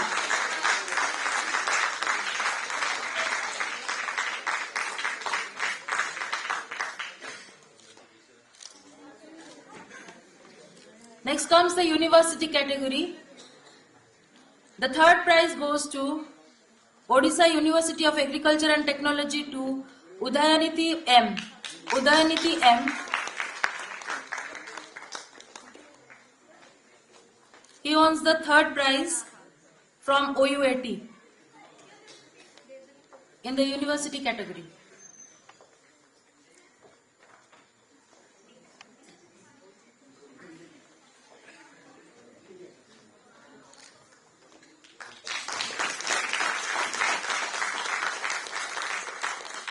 This is also a joint prize. The third prize again goes to Tanmay Kumar Das and Group, Institute of Agricultural Science, Soa University.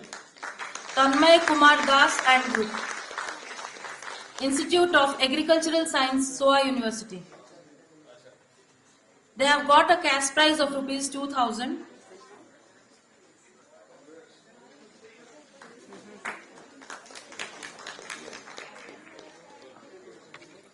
Again in the university category for poster presentation, the second prize goes to Swati Sucharita from Institute of Agricultural Science, Soa University. Swati Sucharita.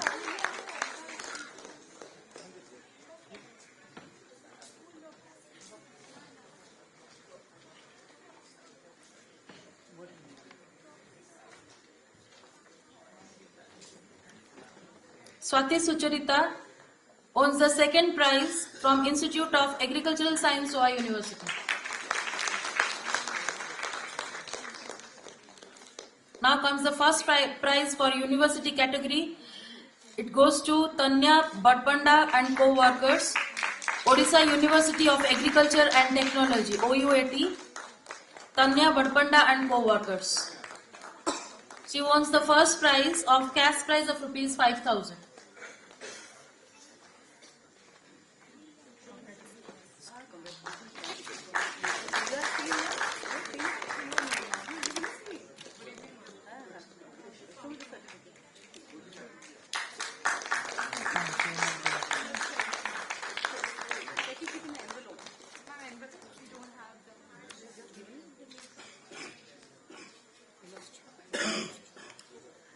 I would like to request the dignitaries to step back to felicitate our guests. We'll first felicitate the panelists.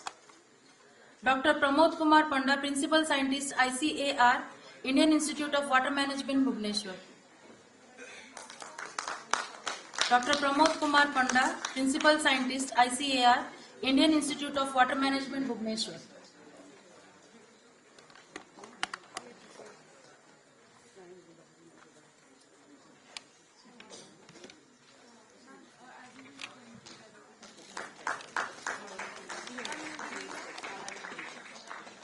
The next panelist is Professor J.M.L. Gulati, Professor, Faculty of Agricultural Science, Soa University.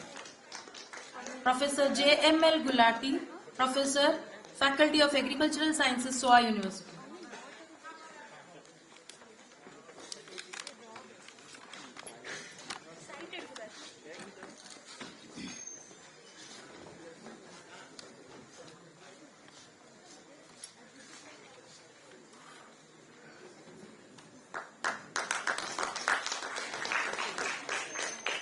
Now I would like to request Professor Niharanjan Das, Visiting Professor, Center for Climate Smart Agriculture, SOA University, to come to the stage for felicitation. Professor Niharanjan Das, Visiting Professor, Center for Climate Smart Agriculture, SOA.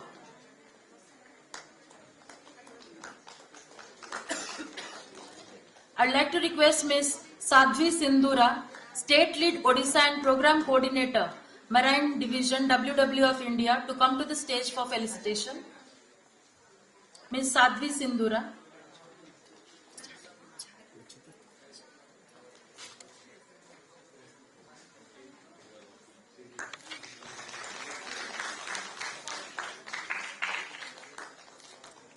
Now I'd like to request the most important person in the panel discussion, that is the moderator, Professor Prabhat Kumar Sadangi, Professor FAS, SOA University. Professor Prabhat Kumar Sadangi.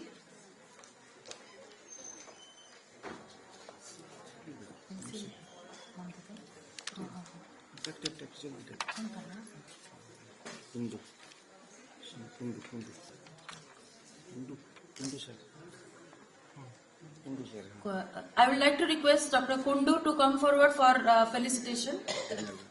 General Manager, MCL.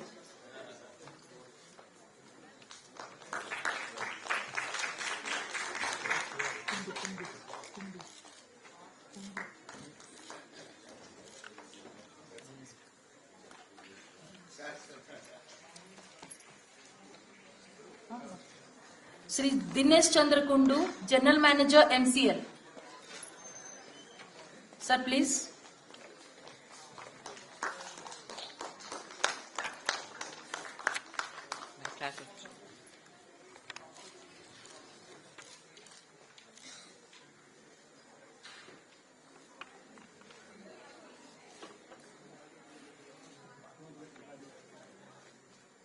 Now, I would like to request Professor Dr. Pradipta Kumar Nanda, Vice Chancellor, Sikhya Anusandhan University, to felicitate Dr. Manorama Mahanti, Director, India Meteorological Department, Bhubaneswar.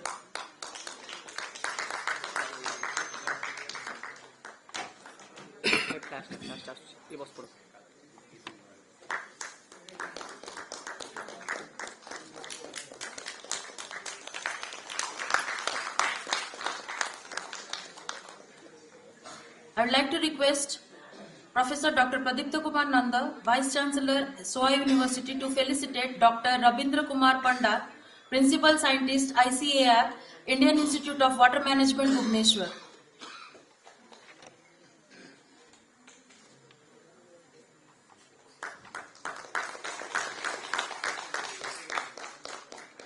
Now, I would like to request Dr. Prakash Chandra Jenna, Founder President, Evergreen Forum, to felicitate Professor Dr. Prasant Kumar Patra, Dean, SRIC, SOA University.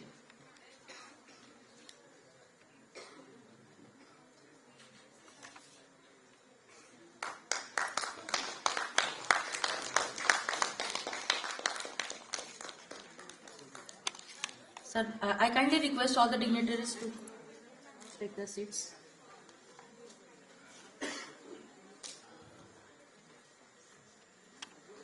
Now I'd like to request our co-convener Dr. Subho Pradap Das, Associate Professor, Department of Agronomy, Faculty of Agricultural Sciences, SOA University, to propose the vote of thanks.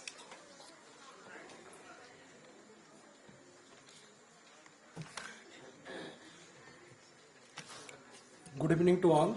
On behalf of the organizing committee, I express my deepest gratitude to all those who have contributed to making this Odisha Climate Change Conclave a remarkable success.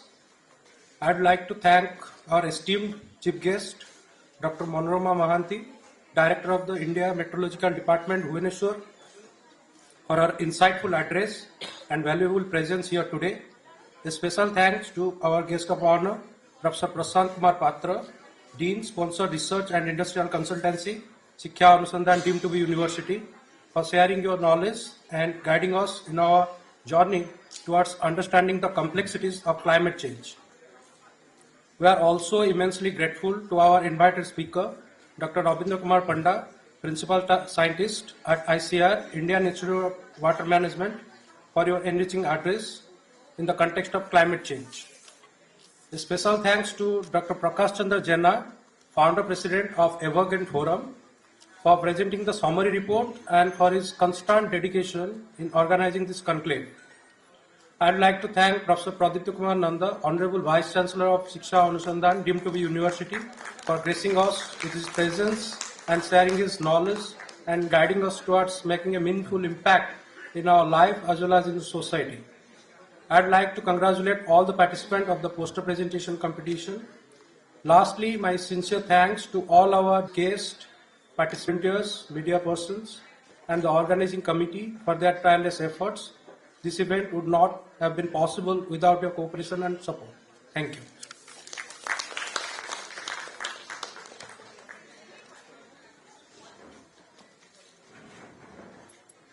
Thank you all the dignitaries and our audience for attending this event. Thank you.